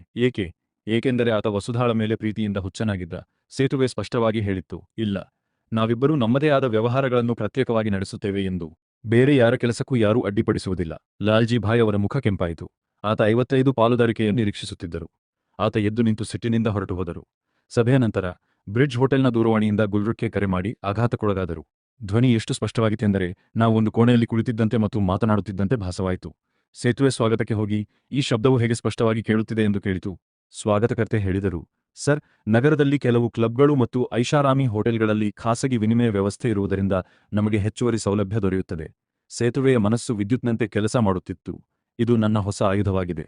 ಆತ ಡ್ಯಾಗ್ಡು ಎಂದು ಕರೆ ಮಾಡಿ 5 ಸ್ಟಾರ್ ಹೋಟೆಲ್ಗಳ ಖಾಸಗಿ ವಿನಿಮಯಕ್ಕೆ ಪ್ರವೇಶ ಪಡೆಯುವಂತೆ ಕೇಳಿಕೊಂಡರು. ಒಂದು ದ್ವಂದ್ವ ಯುದ್ಧ ನಡೆಯಿತು ಮತ್ತು ಹೋಟೆಲ್ನಲ್ಲಿ ಸುಲಭ ಎಂಬ ಹೆಸರಿನ ದೂರವಾಣಿ ನಿರ್ವಾಹಕರೊಂದಿಗೆ ಸ್ನೇಹವು ಸ್ಥಾಪನೆಯಾಯಿತು. ಸುಲಭವಾದರೊಂದಿಗೆ ಸ್ನೇಹದಿಂದ ಕ್ರಮೇಣ ಪ್ರೀತಿ ಉಂಟಾಯಿತು ಮತ್ತು ಡಾಗ್ಡು ಅದರ ಮೂಲಕವೇ ಮಟ್ಕಾದ ಫಲಿತಾಂಶವನ್ನು ಪಡೆಯಲು ವ್ಯವಸ್ಥೆ ಮಾಡಿದನು. ಆದರೆ ನೆನಪಿಡಿ ಸ್ನೇಹಿತರೆ, ಇದು ಸುಲಭವಾದದ್ದು, ಏಕೆಂದರೆ ಇದು ಭವಿಷ್ಯದಲ್ಲಿ ನೋವಿನ ಕಥೆಯಾಗಿ ಪರಿಣಮಿಸುತ್ತದೆ. ಈಗ ಬ್ರಿಡ್ಜ್ ಮತ್ತೊಂದು ದೊಡ್ಡ ಯೋಜನೆಯನ್ನು ರೂಪಿಸಿದ್ದಾರೆ. ಆತ ಯೋಚಿಸಿದ, ಸಚಿವ ಪ್ರತಾಪ್ ರಾವ್ ನನ್ನನ್ನು ತೊಂದರೆಗೊಳಪಡಿಸುತ್ತಿದ್ದರೆ ನಾನು ಆತನ ಕುರ್ಚಿಯನ್ನು ಅಲ್ಲೇ ಅಲ್ಲಾಡಿಸುತ್ತೇನೆ. ಆಗ ಆಂಟ್ ಬ್ರಿಡ್ಜ್ನ ಬಾಲ್ಯದ ಸ್ನೇಹಿತ ಬಂದ ಸುದ್ದಿಯೊಂದು ಬಂತು. ಮುಂದಿನ ಚುನಾವಣೆಯಲ್ಲಿ ಆತ ಪ್ರತಾಪ್ ರಾವ್ ವಿರುದ್ಧ ನಿಲ್ಲಲು ಬಯಸುತ್ತಾರೆ. ಸೇತುವೆ ನಡುಗಿತು ಮತ್ತು ಅದರ ತುದಿ ನಡುಗಿತು. ಮತ್ತು ಇಲ್ಲಿದೆ ಇನ್ನೊಂದು ತಂತ್ರ. ಆ ದಿನಗಳಲ್ಲಿ ಜೂಜಾಟವನ್ನು ನಿಲ್ಲಿಸಲು ಸರ್ಕಾರವು ಸರ್ಕಾರಿ ಲಾಟರಿ ವ್ಯವಸ್ಥೆಯನ್ನು ಪ್ರಾರಂಭಿಸಿತು. ವಿಜೇತರಿಗೆ ಚೆಕ್ ನೀಡಲಾಯಿತು ಮತ್ತು ಅವರು ಚೆಕ್ ಅನ್ನು ನಗದೀಕರಿಸಿದಾಗ ತೆರಿಗೆಯನ್ನು ಪಾವತಿಸಬೇಕಾಗಿತ್ತು. ಸೇತುವೆಯ ಪುರುಷರು ಈ ಕೆಲಸವನ್ನು ಮಾಡಿದರು. ಸರ್ಕಾರ ಲಾಟರಿ ಗೆಲ್ಲುವವರು ಅವರನ್ನು ಸಂಪರ್ಕಿಸಿ, ನಾವು ನಿಮಗೆ ತೆರಿಗೆ ರಹಿತವಾಗಿ ಪೂರ್ಣ ಮೊತ್ತವನ್ನು ನಗದಿಯಾಗಿ ನೀಡುತ್ತೇವೆ ಎಂದು ಹೇಳುತ್ತಾರೆ. ನಮಗೆ ಈ ಚೆಕ್ ನೀಡಿ. ವಿಜೇತ ತೆರಿಗೆಯಿಲ್ಲದೆ ಎಲ್ಲಾ ಹಣವನ್ನು ಪಡೆದರು. ನಂತರ ಚೆಕ್ ಸೇತುವೆಯಿಂದ ಆ ಪುರುಷರು ಬ್ಯಾಂಕಿಗೆ ಹೋಗಿ ತೆರಿಗೆ ಪಾವತಿಸಿ ಅದನ್ನು ನಗದು ರೂಪದಲ್ಲಿ ಪಡೆಯುತ್ತಾರೆ. ಈ ರೀತಿಯಲ್ಲಿ ಬ್ರಿಡ್ಜ್ ತನ್ನ ಎಲ್ಲಾ ಕಪ್ಪು ಹಣವನ್ನು ಬಿಳಿ ಮಾಡಿದನು ಮತ್ತು ಆ ಹಣದಿಂದ ಆತ ಆಂಟುಲೆಯ ಚುನಾವಣೆಗೆ ಧನಸಹಾಯ ಮಾಡಿದನು. ಮೇಲಿನಿಂದ ಯಾರು ಮಡಕೆಯನ್ನು ಆಡಿದರು? ಎಲ್ಲರೂ ಬ್ರಿಡ್ಜ್ನ ಆಜ್ಞೆಯ ಮೇರೆಗೆ ಆಂಟುಲೆಗೆ ತಮ್ಮ ಮತಗಳನ್ನು ನೀಡಿದರು. ಇದರ ಪರಿಣಾಮವಾಗಿ ಆಂಟುಲೆ ಮುಂದಿನ ಚುನಾವಣೆಯಲ್ಲಿ ಗೆದ್ದರು ಮತ್ತು ಪ್ರತಾಪ್ ರಾವ್ ತಮ್ಮ ಸ್ಥಾನವನ್ನು ಕಳೆದುಕೊಂಡರು. ಸ್ನೇಹಿತರೆ, ಊಹಿಸಿ, ಒಬ್ಬ ಒಂಟಿ ಮನುಷ್ಯ ತನ್ನ ಕಠಿಣ ಪರಿಶ್ರಮದಿಂದ ಒಬ್ಬ ಮಂತ್ರಿಯನ್ನು ತನ್ನ ಹುದ್ದೆಯಿಂದ ತೆಗೆದುಹಾಕುತ್ತಾನೆ. ಅದು ಬ್ರಿಡ್ಜ್ ಭಟ್ಟಿ ಅವರ ನಿಜವಾದ ಶಕ್ತಿ. ಆದರೆ ಮನೆಯ ಸಮಸ್ಯೆ ಏನು? ಆತ ತನ್ನ ಸಹೋದರ ಲಚ್ಚುನನ್ನು ಸುಧಾರಿಸಲು ಸಾಧ್ಯವಾಗಲಿಲ್ಲ. ಒಮ್ಮೆ ಲಚ್ಚುನಿಗೆ ಒಂದು ಅಂಗಡಿಯನ್ನು ನಿರ್ವಹಿಸುವ ಜವಾಬ್ದಾರಿಯನ್ನು ನೀಡಲಾಯಿತು. ಆತ ವಿಜೇತನನ್ನು ಆತನ ಹಣದಿಂದ ದೋಚಿದನು. ಬಡ ವಿಜೇತನು ಹಣವನ್ನು ಕೇಳಲು ಬಂದನು, ಆದರೆ ಲಾಚು ಕೂಡ ಅವನೊಂದಿಗೆ ಅಸಭ್ಯವಾಗಿ ವರ್ತಿಸಿದನು. ಆ ವ್ಯಕ್ತಿ ನೇರವಾಗಿ ಪೊಲೀಸರ ಬಳಿ ಹೋದನು. ಪೊಲೀಸರು ಲಚ್ಚುವನ್ನು ಕರೆದುಕೊಂಡು ಹೋದರು. ಸೇತುವೆಗೆ ಸುದ್ದಿ ತಲುಪಿತು. ಆತನನ್ನು ಬಿಡುಗಡೆ ಮಾಡಿಸಲು ಆತ ಲಚ್ಚುವನ್ನು ಭೇಟಿಯಾಗಲು ಹೋದರು. ಆತ ಹೇಳಿದರು, ನೀವು ನಿಮ್ಮ ತಪ್ಪನ್ನು ಒಪ್ಪಿಕೊಳ್ಳುವವರೆಗೆ ನಾನು ನಿನ್ನನ್ನು ಬಿಡುಗಡೆ ಮಾಡುವುದಿಲ್ಲ, ಏಕೆಂದರೆ ನನ್ನ ವ್ಯವಹಾರದಲ್ಲಿ ನಾನು ವಂಚನೆಯನ್ನು ಸಹಿಸುವುದಿಲ್ಲ. ಇದು ಲಲ್ಜಿಭಾಯ್ಗೆ ಒಂದು ಅವಕಾಶವಾಗಿತ್ತು, ಒಂದು ಉತ್ತಮ ಅವಕಾಶ. ಆತ ನೇರವಾಗಿ ಪೊಲೀಸ್ ಠಾಣೆಗೆ ಹೋಗಿ ಲಚ್ಚುವನನ್ನು ಬಿಡುಗಡೆ ಮಾಡಿ ಆತನನ್ನು ತನ್ನ ಪಕ್ಷಕ್ಕೆ ಸೆಳೆದುಕೊಂಡನು. ಈಗ ಲಚ್ಚು ಸಂಪೂರ್ಣವಾಗಿ ಲಾಲ್ಜಿಭಾಯ್ನ ಆಯುಧವಾಗಿ ಬಿಟ್ಟಿದ್ದನು. ಸೇತುವೆಯ ಡಿಸ್ಟ್ರಾಯರ್ನ ಶಸ್ತ್ರಾಸ್ತ್ರಗಳು ಲಾಲ್ಜಿಭಾಯ್ ಲಚ್ಚುವನ್ನು ತೆಗೆದುಕೊಂಡಿದ್ದಾನೆ ಎಂಬ ಸುದ್ದಿ ಬ್ರಿಡ್ಜ್ಗೆ ತಲುಪಿದಾಗ ಆತನ ಹೃದಯ ಮುರಿಯಿತು. ಆತನ ಸ್ವಂತ ಸಹೋದರನು ಶತ್ರುಗಳೊಂದಿಗಿದ್ದನು, ಆದರೆ ಬ್ರಿಡ್ಜ್ ತನ್ನ ನಿಯಂತ್ರಣವನ್ನು ಕಾಪಾಡಿಕೊಂಡು ಅವರ ಕಣ್ಣೀರನ್ನು ಕುಡಿದನು. ಮರುದಿನ ಬ್ರಿಡ್ಜ್ ತನ್ನ ಮಗ ಅನ್ಮೋಲ್ನೊಂದಿಗೆ ಆಟವಾಡುತ್ತಿದ್ದಾಗ ಗೋದಾಮಿನಿಂದ ಕರೆ ಬಂತು. ಮಹಾಶಯರೇ, 5, 7 ಮತ್ತು 9 ಎಂಬ ಸಂಖ್ಯೆಗಳಿರುವ 3 ಸಾಲಿನ ಮೇಜಿನ ಮೇಲೆ 1,000 ರೂಪೀಸ್ ಮೌಲ್ಯದ ಹಾಸಿಗೆ ಇದೆ. ಅದು ಎದ್ದರೆ 10 ಲಕ್ಷ ರೂಪೀಸ್ದಷ್ಟು ಹಾನಿಯಾಗುತ್ತದೆ. ಸೇತುವೆ ಕಟ್ಟಿಬಿಟ್ಟಿದೆ. ಆತ ಡ್ರಾಕ್ಕಾಗಿ ಎದ್ದು ನಿಲ್ಲಲು ಪ್ರಾರಂಭಿಸಿದರು, ಆದರೆ ಅನ್ಮೋಲ್ ಆತನ ಕೈ ಹಿಡಿದುಕೊಂಡರು. ಮೊಂಡುತನದಿಂದ, ಅಪ್ಪ ಇಂದು ಹೋಗುವುದಿಲ್ಲ, ನನ್ನ ಜೊತೆ ಆಟವಾಡಿ. ಸೇತುವೆ ನಿಂತು ಹೋಯಿತು. ತನ್ನ ಮಗಳ ಕಣ್ಣುಗಳಲ್ಲಿ ಆತ ಹಣಕ್ಕಿಂತ ಹೆಚ್ಚು ಅಮೂಲ್ಯವಾದದ್ದನ್ನು ಕಂಡನು. ಆತ ಇಂದು ತಾನು ಮನೆಯಲ್ಲಿಯೇ ಚಿತ್ರ ಬಿಡುವುದಾಗಿ ನಿರ್ಧರಿಸಿದನು. ಕಾರ್ಡುಗಳನ್ನು ತೆಗೆದುಕೊಂಡು ಏನು 3 ಪನಾ ಉಭಾಗಲ ಅರ್ಥಿಯೇ ಜಿಯೋನೆ 1,000 ರೂಪಾಯಿಗಳು ಲಗಾಯ, ವಹಿ 10 ಲಕ್ಷ ರೂಪಾಯಿಗಳು ಜಿಂದ. ಸ್ನೇಹಿತರೆ, ಈಗ ಒಂದು ದೊಡ್ಡ ವಿಷಯ ಹೇಳಬೇಕಿದೆ. ಆತ ಬಯಸಿದರೆ ಬ್ರಿಡ್ಜ್ ಏನು ಮಾಡಬಹುದಿತ್ತು? ಆತ ದೂರವಾಣಿಯಲ್ಲಿ ನಕಲಿ ಸಂಖ್ಯೆಯನ್ನು ನೀಡಿರಬಹುದು. 10 ಲಕ್ಷ ಉಳಿತಾಯವಾಗುತ್ತಿತ್ತು, ಯಾರಿಗೂ ತಿಳಿದಿರುವುದಿಲ್ಲ. ಆದರೆ ಸೇತುವೆ ಅದನ್ನು ಮಾಡಲಿಲ್ಲ. ಅದು ಸರಿಯಾದ ಸಂಖ್ಯೆಯನ್ನು ನೀಡಿತು. ಏಕೆಂದರೆ ಅದು ಆತನ ತತ್ವವಾಗಿತ್ತು. ಮಡಕೆಯಲ್ಲಿ ಯಾವುದೇ ಅಪ್ರಾಮಾಣಿಕತೆ ಇರಲಿಲ್ಲ. ಮರುದಿನ ಆ ವಿಜೇತರಿಗೆ ಪೂರ್ಣ 10 ಲಕ್ಷ ರೂಪಾಯಿಗಳನ್ನು ಪಾವತಿಸಿದಾಗ ಬಾಂಬೆ ಸೇತುವೆಯವರೆಲ್ಲ ಆತನ ಪ್ರಾಮಾಣಿಕತೆ ಬಗ್ಗೆ ಮನವರಿಕೆ ಆದರು. ಮತ್ತೊಂದೆಡೆ ತುಂಬಾ ಪ್ರಾಮಾಣಿಕನಾಗಿದ್ದ ಜೂಜುಕಿ ಒಬ್ಬ ಲಾಲ್ಜಿಭಾಯ್ನ ವ್ಯವಹಾರವು ಲಚ್ಚುವಿನ ಕೈಯಲ್ಲಿತ್ತು. ಲಚ್ಚು ತನ್ನ ಅನುಭವ ಮತ್ತು ಬುದ್ಧಿವಂತಿಕೆಯ ಬಲದಿಂದ ಲಾಲ್ಜಿಭಾಯ್ಗಾಗಿ ಚೆನ್ನಾಗಿ ಗಳಿಸುತ್ತಿದ್ದ. ಆದರೆ ಅದೇ ಸಮಯದಲ್ಲಿ ಆತ ಸೇತುವೆಯ ವಿರುದ್ಧವೂ ಸಂಚು ರೂಪಿಸುತ್ತಿದ್ದ. ಒಂದು ದಿನ ಅನ್ಮೋಲ್ ಬಜಾರ್ನಲ್ಲಿ ಪೊಲೀಸ್ ದಾಳಿ ಹೆಚ್ಚಾಯಿತು. ಡ್ಯಾಗ್ಡು ಹೇಗೋ ತಪ್ಪಿಸಿಕೊಂಡು ನೇರವಾಗಿ ಬ್ರಿಡ್ಜ್ನ ಮನೆಗೆ ಹೋದನು. ಆದರೆ ಪೊಲೀಸರು ಸಹ ಅವನನ್ನು ಹಿಂಬಾಲಿಸಿದರು. ಸೇತುವೆ ಬಾಗಿಲಲ್ಲಿ ನಿಂತಿತ್ತು ಮತ್ತು ಸ್ಪಷ್ಟವಾಗಿ ಹೇಳಿತ್ತು, ವಾರಂಟ್ ತೋರಿಸಿ. ವಾರಂಟ್ ಇಲ್ಲದೇ ಅವರು ನನ್ನ ಮನೆಯನ್ನು ಶೋಧಿಸಲು ಸಾಧ್ಯವಿಲ್ಲ. ಪೊಲೀಸರಿಗೆ ವಾರಂಟ್ ಇರಲಿಲ್ಲ, ಆದ್ದರಿಂದ ಅವರು ಅದನ್ನು ಹಿಂದಿರುಗಿಸಬೇಕಾಯಿತು. ಏತನ್ಮಧ್ಯೆ ಪತ್ರಿಕೆ ಕಚೇರಿಯಲ್ಲಿ ಹೊಸ ಕಥೆ ಶುರುವಾಯಿತು. ಟಿ.ಪಿ. ಡಿಸೋಜಾ ಇನ್ನೂ ಮಟ್ಕಾದ ವಿರುದ್ಧ ಕಥೆಗಳನ್ನು ಮಾಡುತ್ತಿದ್ದರು. ಒಂದು ದಿನ ಆತನ ಮುಖ್ಯ ಸಂಪಾದಕರು ದೂರವಾಣಿ ಕರೆ ಮಾಡಲು ಪ್ರಯತ್ನಿಸಿದರು, ಆದರೆ ದೂರವಾಣಿ ಮಾರ್ಗವು ನಿರಂತರವಾಗಿ ಕಾರ್ಯನಿರತವಾಗಿತ್ತು. ಡಿಸೋಜಾ ಈ ಅವಕಾಶವನ್ನು ಬಳಸಿಕೊಂಡರು. ಸಂಪಾದಕರಿಗೆ ವಿವರಿಸಿದರು. ಸರ್, ರಾತ್ರಿ 9ರಿಂದ ರಾತ್ರಿ 12 ಗಂಟೆಯವರೆಗಿನ ಈ ಸಾಲುಗಳಿಗೆ ಏನಾಗುತ್ತದೆ ಎಂದು ನಿಮಗೆ ತಿಳಿದೆಯೇ? ಸೇತುವೆಯ ಮಡಕೆಯ ಫಲಿತಾಂಶವು ಈ ಸಾಲುಗಳ ಮೂಲಕ ಹಾದುಹೋಗುತ್ತದೆ. ಯಾರಾದರೂ ಅಗ್ನಿಶಾಮಕ ದಳಕ್ಕೆ ಕರೆ ಮಾಡಬೇಕಾದರೆ ಅದು ಸಾಧ್ಯವಾಗದಿರಬಹುದು. ಮನೆ ಸುಟ್ಟು ಹೋಗುತ್ತದೆ. ಆದರೆ ಯಾವುದೇ ಸಾಲು ಇರುವುದಿಲ್ಲ. ಸಂಪಾದಕರು: ಇದು ಗಂಭೀರ ವಿಷಯ. ಆತ ಡಿಸೋಜಾ ಅವರಿಗೆ ಅನುಮತಿ ನೀಡಿ ಕಥೆಯನ್ನು ಬರೆಯುವಂತೆ ಮಾಡಿ ಎಲ್ಲವನ್ನೂ ಹಾಳು ಮಾಡಿದರು. ಮತ್ತು ಮತ್ತೊಮ್ಮೆ ಮಟ್ಕಾ ಜೂಜಾಟವು ಬೆಳಕಿಗೆ ಬಂದಿದೆ. ಏತನ್ಮಧ್ಯೆ ಬ್ರಿಡ್ಜ್ ಮತ್ತು ಗುಲ್ರುಕ್ನ ಕಥೆಯೊಂದನ್ನು ಬೇಯಿಸಲಾಗುತ್ತಿತ್ತು. ಕೆಲಸದ ಜೊತೆಗೆ ಅವರ ನಡುವೆ ಪ್ರೀತಿಯ ಸಂಬಂಧ ಬೆಳೆದಿತ್ತು ಮತ್ತು ಒಂದು ದಿನ ಬರ್ಖಾ ಕೂಡ ಇದರ ಬಗ್ಗೆ ತಿಳಿದಳು. ಆದರೆ ಬರ್ಖಾ ಏನು ಮಾಡಿದಳು? ಚಿಕ್ಕಿ ಇಲ್ಲ, ಅಮೂಲ್ಯವಾದ ಮಗನ ಮುಖವನ್ನು ನೋಡಿದೆ ಎಂದು ಕೂಗಿತು ಮತ್ತು ಆಕೆ ನಡೆದುಕೊಂಡು ಹೋದರು. ಆದರೆ ಆ ಮೌನವನ್ನು ಕಳೆದುಕೊಳ್ಳಲು ಆಕೆಗೆ ಸಾಧ್ಯವಾಗಲಿಲ್ಲ. ಸ್ನೇಹಿತರೆ, ತಾಯಿಯ ಎದೆಯ ಗಾತ್ರವು ಆ ದಿನಕ್ಕಷ್ಟೇ ಗೊತ್ತಾಗುತ್ತದೆ. ಆದರೆ ಮನೆಯ ಶಾಂತಿ ಕೇವಲ ತಾತ್ಕಾಲಿಕವಾಗಿತ್ತು.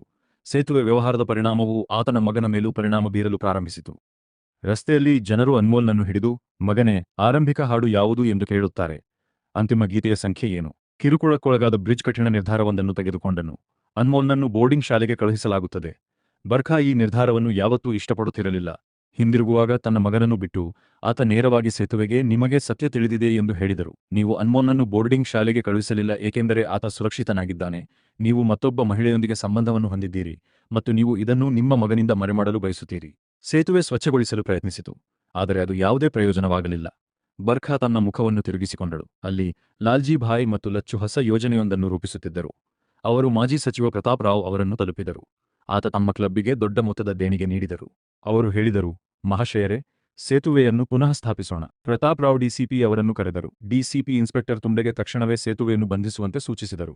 ತುಂಡಾ ಸೇತುವೆಯನ್ನು ಎತ್ತಿಕೊಂಡು ಅದನ್ನು ಪೊಲೀಸ್ ಠಾಣೆಗೆ ತಂದನು. ಆದರೆ ಸೇತುವೆ ಯಾವುದೇ ಆತಂಕಕ್ಕೆ ಒಳಗಾಗಲಿಲ್ಲ. ಅದು ಶಾಂತ ಮುಖದೊಂದಿಗೆ ಕುಳಿತುಕೊಂಡಿತ್ತು. ಸ್ವಲ್ಪ ಹೊತ್ತಿನಲ್ಲಿ ಆತನ ವಕೀಲರು ಆಗಮಿಸಿದರು.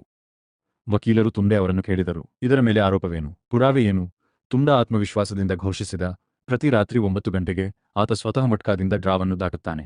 ಆತ ಇಂದು ಪೊಲೀಸ್ ಠಾಣೆಯಲ್ಲಿದ್ದರೆ ಡ್ರಾ ಆಗುವುದಿಲ್ಲ. ಅಂದರೆ ಇಂದು ಪಾಟ್ ಆಟವಿರುವುದಿಲ್ಲ ಮತ್ತು ಅದರಿಂದ ಈ ಎಲ್ಲದರ ಹಿಂದೆ ಬ್ರಿಡ್ಜ್ ಇದ್ದಾನೆ ಎಂಬುದು ಸಾಬೀತಾಗುತ್ತದೆ. ಬ್ರಿಡ್ಜ್ನ ಮುಖದಲ್ಲಿ ಸ್ವಲ್ಪ ನಗು ಮೂಡಿತು. ಅವಳು ತನ್ನ ಗಡಿಯಾರವನ್ನು ಪರಿಶೀಲಿಸಿದಳು. ಸುಮಾರು 9 ಗಂಟೆ ಆಗುವಷ್ಟರಲ್ಲಿ ಅರ್ಧ ಗಂಟೆ ಕಳೆದಿತ್ತು. ಸೇತುವೆಯ ಮೇಲೆ ವಿಶ್ರಾಂತಿ ಪಡೆಯುತ್ತಿದ್ದೆ. ಸ್ವಲ್ಪ ಸಮಯದ ನಂತರ ಆತ ನೀರನ್ನು ಕೇಳಿದರು. ಒಬ್ಬ ಕಾವಲುಗಾರನು ಸೇತುವೆ ಮತ್ತು ವಕೀಲರಿಬ್ಬರಿಗೂ ನೀರು ನೀಡಿದನು. ಸೇತುವೆ ಕುಡಿಯುವ ನೀರನ್ನು ತೆಗೆದುಕೊಳ್ಳಲು ಪ್ರಾರಂಭಿಸಿದಾಗ ಆತ ತನ್ನ ಕಣ್ಣಿನಿಂದ ವಕೀಲರ ಕಡೆಗೆ ತೋರಿಸಿದ. ನಂತರ ಅವರಿಬ್ಬರೂ ಒಟ್ಟಿಗೆ ಕಾವಲುಗಾರನ ಕಡೆಗೆ ನೋಡಿದರು. ವಕೀಲರಿಗೆ ಅರ್ಥವಾಯಿತು. ಅವರು ಬಂದು, ನನಗೆ ಇಲ್ಲೀಗ ಯಾವುದೇ ಕೆಲಸವಿಲ್ಲ ಎಂದರು. ಡ್ರಾ ಸಂಭವಿಸಿದರೆ ಸೇತುವೆ ನಿರಪಾಯಕರವಾಗಿರುತ್ತದೆ. ಅದು ಸಂಭವಿಸದಿದ್ದರೆ ಜೈಲು ಇರುತ್ತದೆ. ಹೀಗೆಂದು ಹೇಳಿ ಆತ ಹೊರಟು ಹೋದನು. ರಾತ್ರಿ 9 ಗಂಟೆಗೆ ನಗರದ ಎಲ್ಲಾ ದೂರವಾಣಿ ಸರ್ವರ್ಗಳು ಸ್ಥಗಿತಗೊಂಡವು. ಅಂದರೆ ಡ್ರಾ ಆಯಿತು. ಆರಂಭಿಕ ಹಾಡುಗಳು 5, 6, 7. ವಕೀಲರು ಡ್ಯಾಡ್ಗೆ ಹೊರಗೆ ಕರೆ ಮಾಡಿ ಆತನಿಗೆ ಸಂಖ್ಯೆಯನ್ನು ನೀಡಿದರು ಮತ್ತು ರೇಖಾಚಿತ್ರದ ಸುದ್ದಿ ನಗರದಾದ್ಯಂತ ಹರಡಿತು. ಯಾದ ಬೇರೆ ದಾರಿ ಇರಲಿಲ್ಲ. ಸೇತುವೆಯನ್ನು ಬಿಟ್ಟು ಹೋಗಬೇಕಾಗಿತ್ತು. ಹೊರಡುವಾಗ ಬ್ರಿಡ್ಜ್ ಕಾವಲುಗಾರನಿಗೆ ಧನ್ಯವಾದ ಹೇಳಿದನು. ಕಾವಲುಗಾರನೇ ಧನ್ಯವಾದ ಹೇಳುತ್ತಿದ್ದಾನೆಯೇ? ಏಕೆ? ಈಗ ನಿಜವಾದ ವಿಷಯವನ್ನು ಕೇಳಿ. ಆ ಕಾವಲುಗಾರನ ಬ್ಯಾಡ್ಜ್ ಸಂಖ್ಯೆ 567 ಆಗಿತ್ತು. ಅದೇ ಸಂಖ್ಯೆಯನ್ನು ಬ್ರಿಡ್ಜ್ ತನ್ನ ಕಣ್ಣಿನಿಂದ ಸನ್ನೆ ಮಾಡಿ ವಕೀಲರಿಗೆ ತೋರಿಸಿದನು ಮತ್ತು ವಕೀಲರು ಡಾಕ್ಟರ್ಗೆ ತಲುಪುವ ಮೂಲಕ ಅದನ್ನು ಆರಂಭಿಕ ಫಲಿತಾಂಶವಾಗಿ ನಿಗದಿಪಡಿಸಿದರು. ಸ್ನೇಹಿತರೆ, ಇದು ಬ್ರಿಡ್ಜ್ ಭಾತಿಯ ಮನಸ್ಸಾಗಿತ್ತು. ಪೊಲೀಸ್ ಠಾಣೆಯಲ್ಲೇ ಕೈಕೋಳ ತೊಟ್ಟಿದ್ದರು. ಆತ ತನ್ನ ಆಟವನ್ನು ಆಡಿದನು. ನನಗೆ ತಿಳಿದ ಮೊದಲೇ 2-3 ವರ್ಷಗಳು ಕಳೆದಿದ್ದವು. 1971 ಆಗಿತ್ತು. ಪತ್ರಿಕೆಗಳು ಆ ಸೇತುವೆಯ ವಿರುದ್ಧ ಸುದ್ದಿಗಳನ್ನು ಪ್ರಕಟಿಸುತ್ತಲೇ ಇದ್ದವು. ಬ್ರಿಡ್ಜ್ ಭಟಿ ದೇಶದ ಅತಿದೊಡ್ಡ ಜೂಜಾಟದ ಒಕ್ಕೂಟವೊಂದನ್ನು ಸ್ಥಾಪಿಸಿ ದೇಶದ ಆರ್ಥಿಕತೆಯನ್ನು ಹಾಳು ಮಾಡಿದ್ದಾನೆ ಮತ್ತು ಜನರ ಕನಸುಗಳನ್ನು ಬಳಸಿಕೊಂಡು ಪ್ರಬಲನಾಗುತ್ತಿದ್ದಾನೆ. ಆದರೆ ಸೇತುವೆ ಮುಖ್ಯವಲ್ಲ. ಅವನು ತನ್ನ ಕೆಲಸವನ್ನು ಶಾಂತವಾಗಿ ಮಾಡುತ್ತಿದ್ದನು. ಈಗ ಮಟ್ಕಾದ ಫಲಿತಾಂಶವನ್ನು ಸಾರ್ವಜನಿಕರಿಗೆ ತರುವ ಸಲುವಾಗಿ ಬ್ರಿಡ್ಜ್ ಮತ್ತೊಂದು ಅದ್ಭುತ ತಂತ್ರವನ್ನು ತಂದಿದೆ. ಆತ ಪತ್ರಿಕೆಗಳಲ್ಲಿ ನಕಲಿ ಜಾಹೀರಾತುಗಳನ್ನು ಮುದ್ರಿಸುತ್ತಿದ್ದನು. ಈ ಜಾಹೀರಾತುಗಳು ಬುದ್ಧಿವಂತಿಕೆಯಿಂದ ಹಿಂದಿನ ರಾತ್ರಿಯ ವಿಜೇತ ಸಂಖ್ಯೆಯನ್ನು ಮರೆಹಿಡಿದವು. ಆಲೂಗಡ್ಡೆ ಆಡುವ ಯಾರೇ ಆದರೂ ಜಾಹೀರಾತನ್ನು ನೋಡುವ ಮೂಲಕ ನಿನ್ನೆ ಫಲಿತಾಂಶವು ಇದು ಮತ್ತು ಆಟದಲ್ಲಿನ ವಿಶ್ವಾಸವು ಹೆಚ್ಚಾಗುತ್ತಲೇ ಇರುತ್ತದೆ ಎಂಬುದನ್ನು ಅರ್ಥಮಾಡಿಕೊಳ್ಳುತ್ತಾರೆ. ಈ ತಂತ್ರವನ್ನು ಡಿಸೋಜಾ ಸೆರೆಹಿಡಿದರು. ಆದರೆ ಆ ಬಡವನು ಏನು ಮಾಡಿರಬಹುದು? ಡಿಸಿಪಿಯವರು ಸೇತುವೆಯ ಮುಂದೆ ಬಿದ್ದು ಪ್ರಾರ್ಥಿಸಿದ್ದರು. ಮತ್ತೊಂದೆಡೆ ಬ್ರಿಡ್ಜ್ ಮತ್ತು ಬರ್ಖಾ ನಡುವಿನ ಸಂಬಂಧ ದಿನದಿಂದ ದಿನಕ್ಕೆ ಹದಗೆಡುತ್ತಿತ್ತು. ಆದರೆ ಬರ್ಖಾ ಕೂಡ ಕಡಿಮೆ ಇರಲಿಲ್ಲ. ಆಕೆ ತನ್ನ ಸ್ವಂತ ಧೈರ್ಯದಿಂದ ಪದವಿ ಪೂರ್ಣಗೊಳಿಸಿದರು. ನಂತರ ಉದ್ಯೋಗವನ್ನು ಹುಡುಕಿಕೊಂಡು ಹೊರಟರು. ಸಂದರ್ಶನವೊಂದನ್ನು ನೀಡಿದರು. ಅರ್ಹತೆ ಚೆನ್ನಾಗಿತ್ತು, ಆದರೆ ಅದನ್ನು ತಿರಸ್ಕರಿಸಲಾಯಿತು. ಏಕೆಂದರೆ ಆಕೆ ಬ್ರಿಡ್ಜ್ ಭಟ್ಟಿಯ ಪತ್ನಿಯಾಗಿದ್ದರು. ಜೂಜುಕಾನೆಯ ಹೆಂಡತಿಗೆ ಉದ್ಯೋಗ ಕೊಡಬಾರದೆ. ಗಾಳಿ ಕಡಿಮೆಯಾಗಿದೆ. ಅವನ ಕೋಪವು ಸೇತುವೆಯ ಮೇಲೆ ಸಂಪೂರ್ಣವಾಗಿ ಬಿಡುಗಡೆಯಾಯಿತು. ನೀವು ನನ್ನ ಜೀವನವನ್ನು ಹಾಳು ಮಾಡಿದ್ದೀರಿ. ಸೇತುವೆ ಬಳಿ ಆದಾಯ ತೆರಿಗೆ ನೋಟಿಸ್ ಬಂದಿತು. ಉದ್ವಿಗ್ನತೆ ಹೆಚ್ಚಾಗುತ್ತಿತ್ತು. ಏತನ್ಮಧ್ಯೆ ಇನ್ಸ್ಪೆಕ್ಟರ್ ತುಂಡೆ ಮತ್ತೆ ಮಡಕೆ ಅಂಗಡಿಗಳ ಮೇಲೆ ದಾಳಿ ಮಾಡಿದರು. ಈ ಬಾರಿ ಆತ ಬ್ರಿಡ್ಜ್ ಮತ್ತು ಲಾಲ್ಜಿ ಭಾಯ್ ಇಬ್ಬರ ಜನರನ್ನು ಕರೆದುಕೊಂಡು ಹೋದನು. ಡಿಸಿಪಿ ಕರೆ ಮಾಡಿ, ಅದು ಪ್ರತಾಪ್ ರಾವ್ನ ಆದೇಶ, ಲಾಲ್ಜಿ ಭಾಯ್ನ ಜನರನ್ನು ಬಿಡುಗಡೆ ಮಾಡಿ. ಆದರೆ ನಿಮಗೆ ತಿಳಿದಿರುವಂತೆ ತುಂಡಾ ಒಬ್ಬ ಪ್ರಾಮಾಣಿಕ ಅಧಿಕಾರಿಯಾಗಿದ್ದರು. ಆತ ತಾನು ಯಾವುದೇ ಅಕ್ರಮ ಚಟುವಟಿಕೆಗಳಲ್ಲಿ ತೊಡಗುವುದಿಲ್ಲ ಎಂದು ಸ್ಪಷ್ಟವಾಗಿ ಹೇಳಿದ್ದರು. ಇದರ ಪರಿಣಾಮವಾಗಿ ಡಿಸಿಪಿ ತುಂಡಾ ಅವರನ್ನು ಅಮಾನತುಗೊಳಿಸಿದ್ದಾರೆ. ಸ್ನೇಹಿತರೆ, ಇದು ನಮ್ಮ ವ್ಯವಸ್ಥೆಯ ದುರಂತ. ಪ್ರಾಮಾಣಿಕವಾಗಿ ಕೆಲಸ ಮಾಡುವವರಿಗೆ ಶಿಕ್ಷೆ ಸಿಗುತ್ತದೆ. ಇಲ್ಲಿ ಸೇತುವೆ ಚಲನಚಿತ್ರ ನಿರ್ದೇಶಕ ಮಕ್ಸೂದ್ ಎಂಬ ಹೊಸ ಸ್ನೇಹಿತನನ್ನು ಕಂಡುಕೊಂಡಿದೆ. ಮಕ್ಸೂದ್ ಸಹೋದರ ಚಲನಚಿತ್ರಗಳಲ್ಲಿ ಹಣವನ್ನು ಹೂಡಿಕೆ ಮಾಡುವಂತೆ ಬ್ರಿಡ್ಜ್ಗೆ ಸಲಹೆ ನೀಡಿದನು. ನಿಮ್ಮ ಹಣವೂ ಹೆಚ್ಚಾಗುತ್ತದೆ, ನಿಮಗೆ ಹೆಸರು ಬರುತ್ತದೆ. ಸೇತುವೆಯನ್ನು ಸ್ವೀಕರಿಸಲಾಗಿದೆ. ಚಲನಚಿತ್ರಗಳಲ್ಲಿ ನಿರ್ಮಾಣವನ್ನು ಪ್ರಾರಂಭಿಸಿದರು. ಆದರೆ ಅಷ್ಟರಲ್ಲೇ ಮತ್ತೊಂದು ಸುದ್ದಿ ಬಂತು. ಬ್ರಿಡ್ಜ್ನ ಹೃದಯವನ್ನು ಚುಚ್ಚಿದ್ದು. ಲಚ್ಚುವಿನ ನಿಶ್ಚಿತಾರ್ಥವು ವಸುಧಾಳೊಂದಿಗೆ ನಡೆದಿತ್ತು ಮತ್ತು ಮದುವೆಯ ದಿನಾಂಕವನ್ನು ಸಹ ನಿರ್ಧರಿಸಲಾಗಿತ್ತು. ಮತ್ತು ಬ್ರಿಡ್ಜ್ಗೆ ಏನೂ ತಿಳಿದಿರಲಿಲ್ಲ. ಅವನ ಸ್ವಂತ ಸಹೋದರ ಮತ್ತು ಅವನ ಮದುವೆಯ ಸುದ್ದಿಯನ್ನೂ ಸಹ ಬ್ರಿಡ್ಜ್ನ ಹೃದಯ ನೋಯಿಸಿತ್ತು. ಆದರೆ ಅವನು ತನ್ನ ಹೆಗ್ಗಳಿಕೆಯನ್ನು ಬದಿಗಿಟ್ಟನು. ಲಚ್ಚು ನೇರವಾಗಿ ಲಾಲ್ಜಿ ಭಾಯ್ ಅವರನ್ನು ಭೇಟಿಯಾಗಲು ಹೋದನು. ಮದುವೆಯ ಎಲ್ಲ ಜವಾಬ್ದಾರಿ ನನ್ನದು, ಎಲ್ಲ ಖರ್ಚನ್ನು ನಾನು ಭರಿಸುತ್ತೇನೆ ಎಂದು ಆತ ಹೇಳಿದರು. ಮತ್ತು ಆ ಸೇತುವೆ ಏನು ಅದ್ಭುತವಾದ ಯೋಜನೆಯೊಂದಿಗೆ ಬಂದಿತು. ಅವರು ಮದುವೆಗಾಗಿ ಎಷ್ಟು ಹಣವನ್ನು ಖರ್ಚು ಮಾಡಿದರು. ಎಷ್ಟು ಜನ ಇಂದಿಗೂ ಅದರ ಬಗ್ಗೆ ಮಾತನಾಡುತ್ತಾರೆ ನೋಡಿ. ಲಚ್ಚುವಿನ ಮದುವೆಗಾಗಿ ಅಂತಾರಾಷ್ಟ್ರೀಯ ಕ್ರೀಡಾಂಗಣವನ್ನು ಬಾಡಿಗೆಗೆ ಪಡೆಯುವುದನ್ನು ಸಹ ಆತ ಯೋಚಿಸಿದ್ದರು. ಆದರೆ ಕ್ರೀಡಾಂಗಣ ಪ್ರಾಧಿಕಾರವು ಆ ದಿನ ಭಾರತ ಮತ್ತು ಪಾಕಿಸ್ತಾನದ ನಡುವೆ ಹೈ ವೋಲ್ಟೇಜ್ ಪಂದ್ಯ ನಡೆಯುತ್ತಿದ್ದು ಕ್ರೀಡಾಂಗಣ ಖಾಲಿಯಾಗಿಲ್ಲ ಎಂದು ಸ್ಪಷ್ಟವಾಗಿ ನಿರಾಕರಿಸಿತು. ಸೇತುವೆ ಇನ್ನೂ ಅಂಟಿಕೊಂಡೇ ಇತ್ತು. ಆಗ ಒಬ್ಬ ವ್ಯಕ್ತಿ ಮೃದುವಾಗಿ, ಸೇತುವೆ ಸಹೋದರ, ನೀವು ಮುಂದಿನ ಕೆಲವು ಮಟ್ಕ ಆಟಗಳ ಫಲಿತಾಂಶವನ್ನು ನಮಗೆ ತಿಳಿಸಿದರೆ ನಾವು ನಿಮಗಾಗಿ ಕ್ರೀಡಾಂಗಣವನ್ನು ಖಾಲಿ ಮಾಡುತ್ತೇವೆ ಎಂದು ಹೇಳಿದರು. ಸೇತುವೆಗೆ ಉತ್ತರವೆಂದರೆ ಕಣ್ಣುಗಳಲ್ಲಿ ಬೆಂಕಿ. ಅವನು ಹೇಳಿದನು, ಕೇಳಿ ಅಣ್ಣ, ನೀವು ನನ್ನ ಜೀವನವನ್ನು ಬಯಸಿದರೆ ಅದನ್ನು ತೆಗೆದುಕೊಳ್ಳಿ, ಆದರೆ ನಾನು ಮಟ್ಕಾಗೆ ಅನ್ಯಾಯ ಮಾಡುವುದಿಲ್ಲ. ಮತ್ತು ಕ್ರೀಡಾಂಗಣವನ್ನು ಬಿಟ್ಟು ಹೊರನಡೆದರು. ಆದರೆ ಈಗ ಸೇತುವೆ ಒಡೆಯಲು ನಿರಾಕರಿಸುತ್ತಿದೆ. ಅವರು ಏನು ಮಾಡಿದರು ಎಂದು ನಿಮಗೆ ತಿಳಿದಿದೆಯೇ? ಹವಾಮಾನ ಇಲಾಖೆಯನ್ನು ಸಂಪರ್ಕಿಸಿದೆ. ಅವರು ಮಳೆಯ ಮುನ್ಸೂಚನೆಯನ್ನು ಮುದ್ರಿಸಿ ಭಾರತ ಪಾಕಿಸ್ತಾನ ಪಂದ್ಯದ ಸ್ಥಳವನ್ನು ಬದಲಾಯಿಸಿದರು. ಆಗ ಏನಾಯಿತು ಎಂದರೆ ಕ್ರೀಡಾಂಗಣ ಖಾಲಿಯಾಗಿತ್ತು.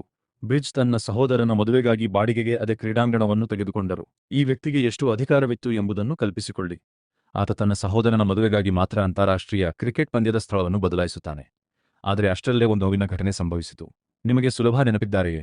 ಅದೇ ದೂರವಾಣಿ ನಿರ್ವಾಹಕರು ಹೋಟೆಲ್ನ ಸರ್ವರ್ನಿಂದ ಮಡಕೆಯ ಫಲಿತಾಂಶವನ್ನು ರವಾನಿಸಿದರು. ಸುಲಭ ಈ ಕೆಲಸವನ್ನು ಹಲವು ದಿನಗಳಿಂದ ಮಾಡುತ್ತಿದ್ದಳು. ಹೋಟೆಲ್ನ ಖಾಸಗಿ ಸರ್ವರ್ ವೇಗವಾಗಿತ್ತು, ಆದ್ದರಿಂದ ಫಲಿತಾಂಶಗಳನ್ನು ಸುಲಭವಾಗಿ ರವಾನಿಸಲಾಯಿತು. ಆದರೆ ಪ್ರತಿದಿನ ಈ ಕೆಲಸವನ್ನು ಮಾಡುವುದರಿಂದ ಜನರ ಅನುಮಾನ ಹೆಚ್ಚಾಗಲು ಪ್ರಾರಂಭಿಸಿತು. ಒಂದು ದಿನ ಪೊಲೀಸರು ಬಂದರು. ಸುಲಭ್ ರೆಡ್ ಹ್ಯಾಂಡ್ ಸಿಕ್ಕಿಬಿದ್ದಳು, ಬಂಧಿಸಲ್ಪಟ್ಟಳು. ಡುಗ್ಲು ಈ ಸುದ್ದಿಯನ್ನು ಪಡೆದ ತಕ್ಷಣ ಆತ ವಕೀಲರನ್ನು ಪೊಲೀಸ್ ಠಾಣೆಗೆ ಕರೆದೊಯ್ದನು. ಆದರೆ ವಕೀಲರು ದಾಖಲೆಗಳನ್ನು ನೋಡಿದ ನಂತರ ತಲೆ ಅಲ್ಲಾಡಿಸಿದರು. ಅಣ್ಣ, ಇಂದು ಜಾಮೀನು ಸಾಧ್ಯವಿಲ್ಲ, ಪ್ರಕರಣವು ದೃಢವಾಗಿದೆ. ಡಾಗ್ಗು ಓಡಿ ಓಡಿ ಸೇತುವೆಗೆ ಹೋದನು ಎಂದು ಆತ ಎಲ್ಲರಿಗೂ ಹೇಳಿದನು. ಆದರೆ ಮದುವೆ ಸಿದ್ಧತೆಗಳಲ್ಲಿ ಸೇತುವೆ ಮುಳುಗಿತ್ತು. ಆತನು ಅಜಾಗರೂಕತೆಯಿಂದ, ಡಾಗ್ಗು, ಈ ವಿಷಯವನ್ನು ಈಗ ನಿಮ್ಮ ಮನಸ್ಸಿನಿಂದ ಹೊರಹಾಕಿ ನಂತರ ನೋಡೋಣ ಎಂದು ಹೇಳಿದರು. ಡಾಗ್ಗು ಹಿಂದೆ ಉಳಿದಿದ್ದಾರೆ. ಸ್ನೇಹಿತರೆ, ಇಲ್ಲಿ ಎರಡು ಅಂಶಗಳಿವೆ. ಸೇತುವೆಗೆ ಸುಲಭ ಕೇವಲ ಒಂದು ಪಾಳೆಯಗಾರಳಾಗಿದ್ದಳು, ಆದರೆ ಡಾಗ್ಗೆ ಸುಲಭ ಆತನ ಪ್ರೀತಿ, ಆತನ ಜೀವನವಾಗಿತ್ತು. ಸೇತುವೆಯ ಈ ತಂಪಿನಿಂದ ಡುಗ್ಡುನ ಹೃದಯವೂ ಘಾಸಿಗೊಂಡಿತು. ಆ ಕ್ಷಣದಲ್ಲಿಯೇ ಅವರು ನಿರ್ಧರಿಸಿದರು, ಸೇತುವೆ ನನಗೆ ಯಾವುದೇ ಉಪಕಾರವನ್ನು ಮಾಡಲಿಲ್ಲ. ನಾನು ಸೇತುವೆಗೆ 10 ವರ್ಷಗಳನ್ನು ನೀಡಿದೆ ಮತ್ತು ಆತ ನನ್ನ ಪ್ರೀತಿಯನ್ನು ಗೌರವಿಸಲು ಸಹ ಸಾಧ್ಯವಾಗಲಿಲ್ಲ. ಈ ಒಂದು ಕ್ಷಣವು ಇತಿಹಾಸದ ದಿಕ್ಕನ್ನೇ ಬದಲಾಯಿಸಿತು. ಸರಿ, ವಿವಾಹದ ಸಂಭ್ರಮಾಚರಣೆಗಳು ಪ್ರಾರಂಭವಾದವು. ಇಡೀ ನಗರವು ದಿಗ್ಭ್ರಮೆಗೊಂಡಿತು. ಆದರೆ ಮದುವೆ ಮಂಟಪದಿಂದಲೇ ಸಿಬಿಐ ಲಚ್ಚುವನ್ನು ಬಂಧಿಸಿತು. ಮೋಸ ಮತ್ತು ಜೂಜಾಟದ ವಿಷಯದಲ್ಲಿ ಬ್ರಿಡ್ಜ್ ಮತ್ತು ಲಾಲ್ಜಿ ಭಾಯ್ ಇದನ್ನು ತಡೆಯಲು ತುಂಬಾ ಪ್ರಯತ್ನಿಸಿದರು. ಆದರೆ ಅದು ಯಾವುದೇ ಪ್ರಯೋಜನವಾಗಲಿಲ್ಲ. ಲಚ್ಚುವನ್ನು ಕಟ್ಟಿಹಾಕಿ ಕರೆದೊಯ್ಯಲಾಯಿತು. ಲಚ್ಚುವನ್ನು ನ್ಯಾಯಾಲಯದಲ್ಲಿ ಹಾಜರುಪಡಿಸಲಾಯಿತು. ಆದರೆ ನೋಡಿ, ಮೊದಲನೇ ವಿಚಾರಣೆಯಲ್ಲೇ ಪ್ರಕರಣವನ್ನು ವಜಾಗೊಳಿಸಲಾಯಿತು. ಸಾಕ್ಷ್ಯಾಧಾರಗಳು ಅಲ್ಲಿ ಇರಲಿಲ್ಲ. ಆತನನ್ನು ಗೌರವದಿಂದ ಬಿಡುಗಡೆ ಮಾಡಲಾಯಿತು. ವಾಸ್ತವವಾಗಿ ಇಡೀ ನಾಟಕವು ಲಚ್ಚುವನ್ನು ಕಿರುಕುಳಗೊಳಿಸಲು ಮಾತ್ರವಾಗಿತ್ತು. ಆದರೆ ಲಚ್ಚು ಇದೆಲ್ಲವೂ ಬ್ರಿಡ್ಜ್ ಬಾಯಿಯ ಸಂಚು ಎಂದು ಭಾವಿಸಿದನು. ನನ್ನ ಮದುವೆಯನ್ನು ಹಾಳು ಮಾಡಲು ನನ್ನ ಗಂಡನು ಮಾಡಿದ್ದನ್ನೆಲ್ಲ ಆತ ಮಾಡಿಸಿದ್ದಾನೆ. ಮರುದಿನ ಬ್ರಿಡ್ಜ್ ಬರ್ಖಾಳನ್ನು ತನ್ನೊಂದಿಗೆ ಕರೆದುಕೊಂಡು ಹೋದನು, ನೇರವಾಗಿ ಲಾಲ್ ಅವರ ಮನೆಗೆ. ಲಚ್ಚುವಿನ ಮುಂದೆ ಕೈಗಳನ್ನು ಜೋಡಿಸಲಾಗಿತ್ತು. ಹೇಳಿ, ಅದನ್ನು ಹಾಕಿ, ನಾನು ನಿಮ್ಮನ್ನು ಮುರಿದಿದ್ದೇನೆ. ಆದರೆ ಲಚ್ಚುವಿನ ಹೃದಯ ಕಪ್ಪು ಬಣ್ಣಕ್ಕೆ ತಿರುಗಿತ್ತು. ಆತ ದೃಢವಾಗಿ ಹೇಳಿದರು, ಸಹೋದರ, ನೀವು ನಿಜವಾಗಿಯೂ ನನ್ನನ್ನು ಪ್ರೀತಿಸುವುದಾದರೆ ಒಂದು ಕೆಲಸ ಮಾಡಿ. ನನಗೆ ಒಬ್ಬ ಪರಿಚಯಸ್ಥರು ಇದ್ದಾರೆ. ಅವರು ಅತ್ಯಂತ ಶ್ರೀಮಂತ ವ್ಯಕ್ತಿ. ಪ್ರಸ್ತುತ ದುಬೈನಲ್ಲಿ ವಾಸಿಸುತ್ತಿದ್ದಾರೆ. ಆದರೆ ಕೆಲವು ತಿಂಗಳುಗಳಲ್ಲಿ ವಾಪಸ್ಸು ಬರುತ್ತಾರೆ. ಆತ ನಮ್ಮ ವ್ಯವಹಾರದಲ್ಲಿ ಹಣವನ್ನು ಹಾಕಿದರೆ ನಾವು ಅವನನ್ನು ಸೇರಿಸುತ್ತೇವೆ. ಲಾಲ್ಜಿ ಭಾಯ್ ಮುಂದಾಳತ್ವ ವಹಿಸಿದರು. ಸೇತುವೆ ಆಡಳಿತ ನನ್ನ ಪಾಕೆಟ್ನಲ್ಲಿದೆ. ನಾನು ಮತ್ತು ಈ ಹೊಸ ಸಂಗಾತಿ ಇಡೀ ಹಿಂದೂಸ್ತಾನದ ಎಲ್ಲ ಕಾರ್ಯಕ್ರಮಗಳಲ್ಲೂ ಭಾಗವಹಿಸುತ್ತೇವೆ. ಆ ಸಮಯದಲ್ಲಿ ಬ್ರಿಡ್ಜ್ ಏನನ್ನೂ ಹೇಳಲಿಲ್ಲ. ಸರಿ, ಕೆಲವು ತಿಂಗಳುಗಳು ಕಳೆದಿದ್ದವು ಮತ್ತು ಆ ವರ್ಷ 1973 ಆಗಿತ್ತು.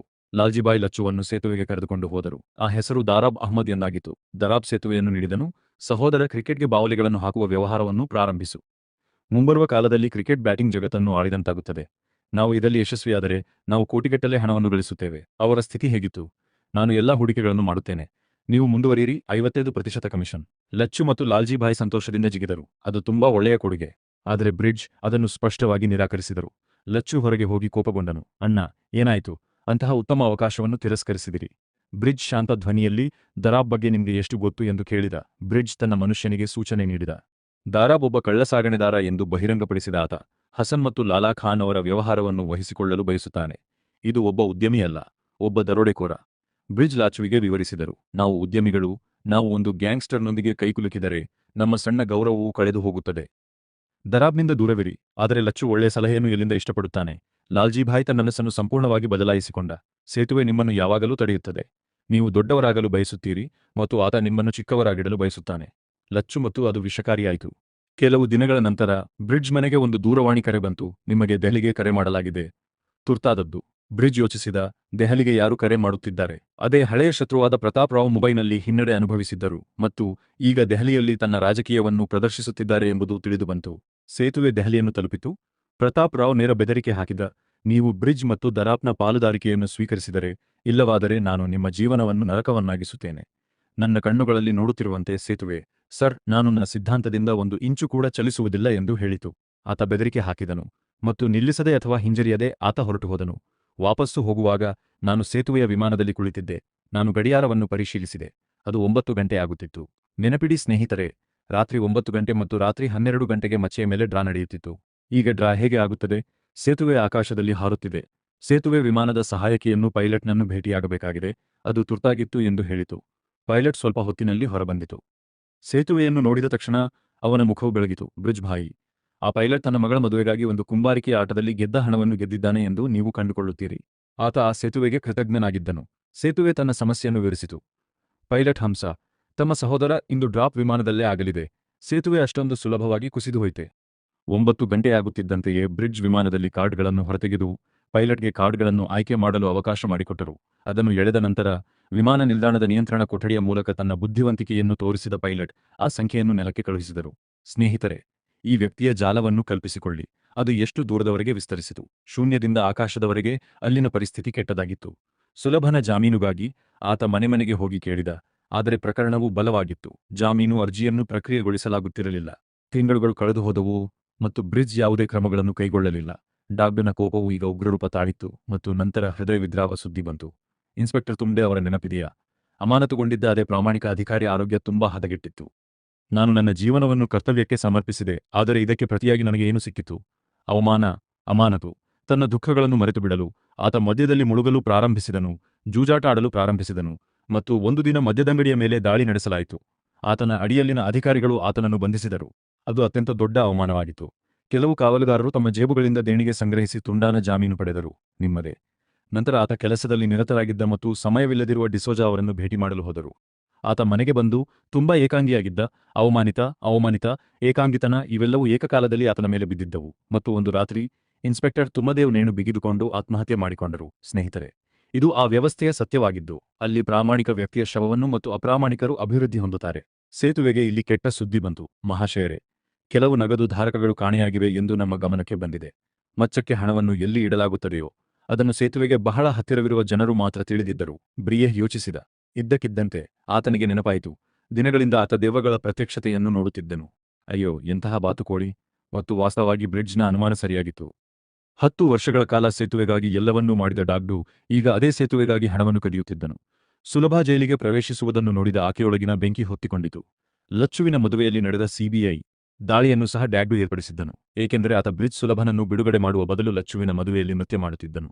ಡಾಗ್ಡುವಿನ ಬೇರ್ಪಡುವಿಕೆಯ ಸುದ್ದಿಯು ಲಾಲ್ಜಿಭಾಯ್ ಮತ್ತು ಲಚ್ಚುಗಳಿಗೆ ತಲುಪಿತು. ಲಚ್ಚು ನೇರವಾಗಿ ಡಾಗ್ಡುವನ್ನು ಭೇಟಿಯಾಗಿ ಒಂದು ಪ್ರಸ್ತಾಪವನ್ನು ಮುಂದಿಟ್ಟನು. ನಮ್ಮೊಂದಿಗೆ ಬನ್ನಿ ಎಂದು. ಪಾಲುದಾರರಾಗೋಣ? ಯೋಚಿಸಿದ ಡಾಗ್ಡು.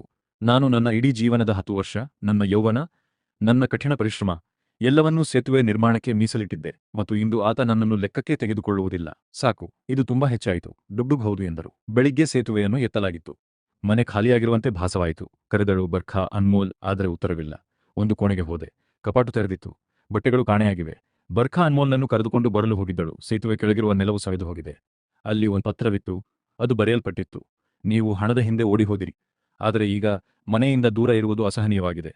ನಾನು ನನ್ನ ಜೊತೆ ಅನ್ಮೋಲ್ನನ್ನು ಕರೆದುಕೊಂಡು ಹೋಗುತ್ತಿದ್ದೇನೆ. ಸೇತುವೆಯ ಕೊಂಡಿಗಳು ಒಂದೊಂದಾಗಿ ಕಳೆದು ಹೋಗುತ್ತಿದ್ದವು. ಅಣ್ಣ ಹೋದ, ಗೆಳೆಯ ಹೋದ, ಹೆಂಡತಿ ಹೋದ, ಮಗ ಹೋದ, ಆದರೆ ಒಬ್ಬ ವ್ಯಕ್ತಿ ಇನ್ನೂ ನಮ್ಮೊಂದಿಗೆ ಇದ್ದಾನೆ. ಗುಲ್ರುಖ್.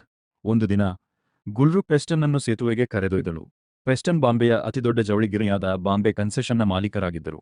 ಬ್ರಿಡ್ಜ್ ಟೆಕ್ಸ್ಟೈಲ್ನಲ್ಲಿ ಹಣ ಉಳಿದಿಲ್ಲ ಎಂದು ಪಿಸ್ಟನ್ ನೇರವಾಗಿ ಹೇಳಿದರು. ನಾನು ಗಿರಣಿಯನ್ನು ಮುಚ್ಚುತ್ತೇನೆ. ಅದರ ಬದಲಿಗೆ ನಾನು ಹೋಟೆಲ್ಗಳು, ಕಚೇರಿ ಕಟ್ಟಡಗಳು ಮತ್ತು ವಸತಿ ಗೋಪುರಗಳನ್ನು ನಿರ್ಮಿಸುತ್ತೇನೆ.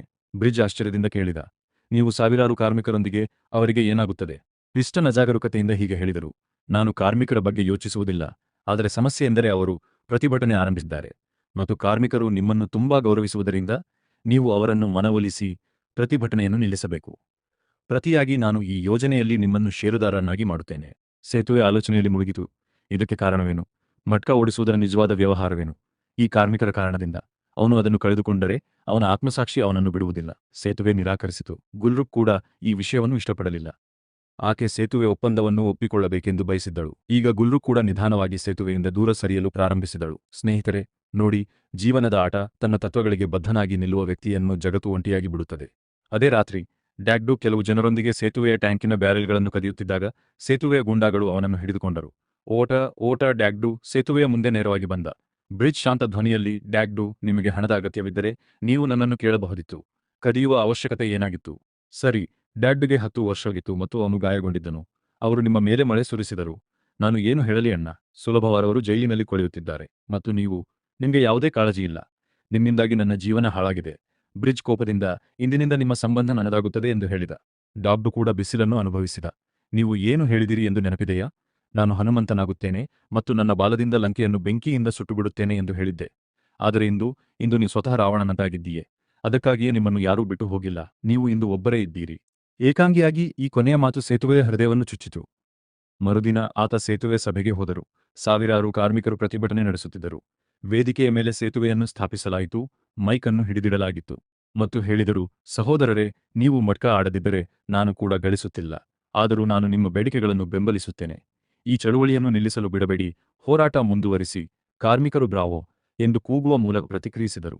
ಸೇತುವೆಯ ಬೆಂಬಲದೊಂದಿಗೆ ಅವರು ಹೊಸ ಶಕ್ತಿಯನ್ನು ಪಡೆದರು. ಆದರೆ ಸೇತುವೆಯ ಈ ಹೆಜ್ಜೆಯು ಅದರ ಎಲ್ಲಾ ಶತ್ರುಗಳನ್ನು ಒಗ್ಗೂಡಿಸಿತು. ಪ್ರತಾಪ್ ರಾವ್, ಪೆಸ್ಟನ್, ಲಚ್ಚು, ಲಾಲ್ಜಿ ಭಾಯ್ ಎಲ್ಲರೂ ಒಂದೇ ಮೇಜಿನ ಬಳಿ ಕುಳಿತಿದ್ದಾರೆ, ರೇಖಾಚಿತ್ರ ಮಾಡಲು.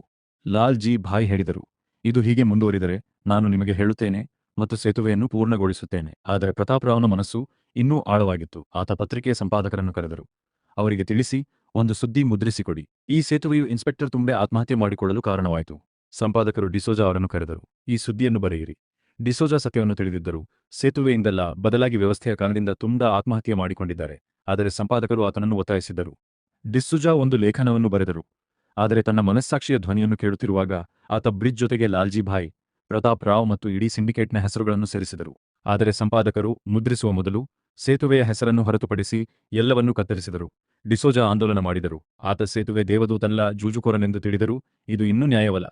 ಡಿಸೋಜಾ ರಹಸ್ಯವಾಗಿ ಸೇತುವೆಗೆ ಕರೆ ಮಾಡಿದರು. ಸೇತುವೆ ಕೇಳಿ, ಸರ್ಕಾರ ತುರ್ತು ಪರಿಸ್ಥಿತಿಯನ್ನು ಘೋಷಿಸಿದೆ ಮತ್ತು ಪೊಲೀಸರಿಗೆ ಗುಂಡು ಹಾರಿಸಲು ಅನುಮತಿ ನೀಡಲಾಗಿದೆ. ನೀವು ಅವರ ಗುರಿಯಾದ ಪಟ್ಟಿಯಲ್ಲಿದ್ದೀರಿ. ಎಚ್ಚರ, ಬ್ರಿಡ್ಜ್ ಅಸಮಾಧಾನಗೊಂಡಿದ್ದಾನೆ.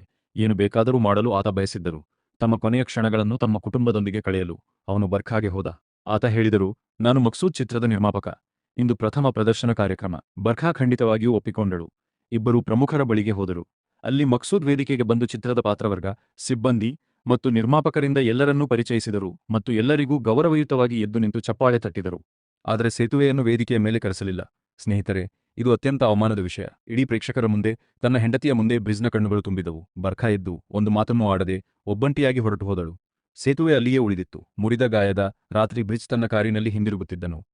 ರಸ್ತೆ ನಿರ್ಜನವಾಗಿದೆ ಮತ್ತು ಕತ್ತಲಾಗಿದೆ. ಆಗಲೇ ಒಂದು ಕಾರು, ದಾರಾಬ್ನಲ್ಲಿರುವ ಒಬ್ಬ ವ್ಯಕ್ತಿ, ಗುಂಡುಗಳ ಸುರಿಮಳೆ. ಸೇತುವೆಯ ಚಾಲಕನು ಚುರುಕುತನವನ್ನು ತೋರಿಸಿ ವಾಹನವನ್ನು ತಿರುಗಿಸಿದನು. ಸೇತುವೆ ನಾಶವಾಗುವುದನ್ನು ತಪ್ಪಿಸಲಾಯಿತಾದರೂ ಅದರ ಒಬ್ಬ ವ್ಯಕ್ತಿಯು ಭುಜಕ್ಕೆ ಗುಂಡೇಟು ತಿಂದು ಸಾವನ್ನಪ್ಪಿದನು. ಬ್ರಿಜ್ ರುಕ್ಮಿಣಿಯ ತೋಸ ಕಾರ್ಖಾನೆಯಲ್ಲಿ ಆಶ್ರಯ ಪಡೆದನು. ಕಾರ್ಖಾನೆಯು ಹೊರಗಿನಿಂದ ಮಾತ್ರ ಕಾಣುತ್ತಿತ್ತು. ಒಳಗಿದ್ದದ್ದು ಏನು? ಲಕ್ಷಾಂತರ ರೂಪಾಯಿ ಮೌಲ್ಯದ ಕಪ್ಪು ಹಣ ಮಡಕೆಗಳಲ್ಲಿ ತುಂಬಿತ್ತು. ಗೋದಾಮಿನಲ್ಲಿ ಮಡಕೆಗಳ ರಾಶಿಗಳು, ಪ್ರತಿ ಮಡಕೆಯಲ್ಲಿ ನೋಟುಗಳ ಗುಚ್ಛಗಳು. ತುರ್ತು ಪರಿಸ್ಥಿತಿಯನ್ನು ಹೇರಿದ್ದರಿಂದ ಬ್ರಿಡ್ಜ್ ಹೊರಗೆ ಹೋಗಲು ಸಾಧ್ಯವಾಗಲಿಲ್ಲ. ಪೊಲೀಸರು ಅವನನ್ನು ನೋಡಿದ ತಕ್ಷಣ ಗುಂಡು ಹಾರಿಸಬಹುದಾಗಿತ್ತು. ಸೇತುವೆ ಒಬ್ಬ ಕಳ್ಳನ ಮೇಲೆ ಕುಳಿತಿತ್ತು. ಆತ ಇಷ್ಟೊಂದು ಹಣವನ್ನು ಯೋಚಿಸಲು ಪ್ರಾರಂಭಿಸಿದನು. ನಾನು ಇಂದು ಅದರ ಹಿಂದೆ ಓಡಿದೆ. ಇಂದು ನನ್ನ ಬಳಿ ಏನು ಪಠ್ಯವಿದೆ? ಇಲ್ಲ ಅಣ್ಣ, ಇಲ್ಲ ಹೆಂಡತಿ, ಇಲ್ಲ ಮಗ, ಇಲ್ಲ ಸ್ನೇಹಿತ. ಕೇವಲ ದುಷ್ಕರ್ಮಿಗಳಿಂದ ತುಂಬಿದ ಈ ಹಣ. ಅವಳ ಕಣ್ಣುಗಳಲ್ಲಿ ನೀರು ತುಂಬಿತು. ಹಣಕ್ಕೆ ಯಾವುದೇ ಮೌಲ್ಯವಿಲ್ಲ. ನಾನು ಎಲ್ಲವನ್ನೂ ಕಳೆದುಕೊಂಡೆ. ಕೆಲವು ದಿನಗಳವರೆಗೆ ಬ್ರಿಡ್ಜ್ ಅಡಗಿಕೊಂಡು ಅಲೆದಾಡುತ್ತಿದ್ದನು. ಒಂದು ದಿನ ಆತ ತನ್ನ ಮಗ ಅನ್ಮೋಲ್ನನ್ನು ಭೇಟಿಯಾಗಲು ವಸತಿ ಶಾಲೆಗೆ ಹೋದನು. ಕೊನೆಗೂ ನನ್ನ ಮಗನನ್ನು ನೋಡಲು ನನಗೆ ತುಂಬಾ ಆತಂಕವಾಗಿತ್ತು. ಅನ್ಮೋಲ್ ಸೇತುವೆಯನ್ನು ನೋಡಿ ತನ್ನ ಮುಖವನ್ನು ದೂರ ತಿರುಗಿಸಿ ಒಳಕ್ಕೆ ಓಡಿಹೋದನು. ನಿಮ್ಮ ಸ್ವಂತ ಮಗ, ನಿಮ್ಮ ಸ್ವಂತ ರಕ್ತ. ಆ ಒಂದು ಕ್ಷಣದಲ್ಲಿ ಎಲ್ಲಾ ಸೇತುವೆಗಳು, ಎಲ್ಲಾ ಭರವಸೆಗಳು, ಎಲ್ಲಾ ನಿರೀಕ್ಷೆಗಳು ಮುರಿದು ಬಿದ್ದವು. ಆತ ಮನೆಗೆ ಹಿಂದಿರುಗಿ ಸ್ನಾನ ಮಾಡಿ ತಮ್ಮ ಪ್ರಸಿದ್ಧವಾದ ಬಟ್ಟೆಗಳನ್ನು ಧರಿಸಿದ್ದರು.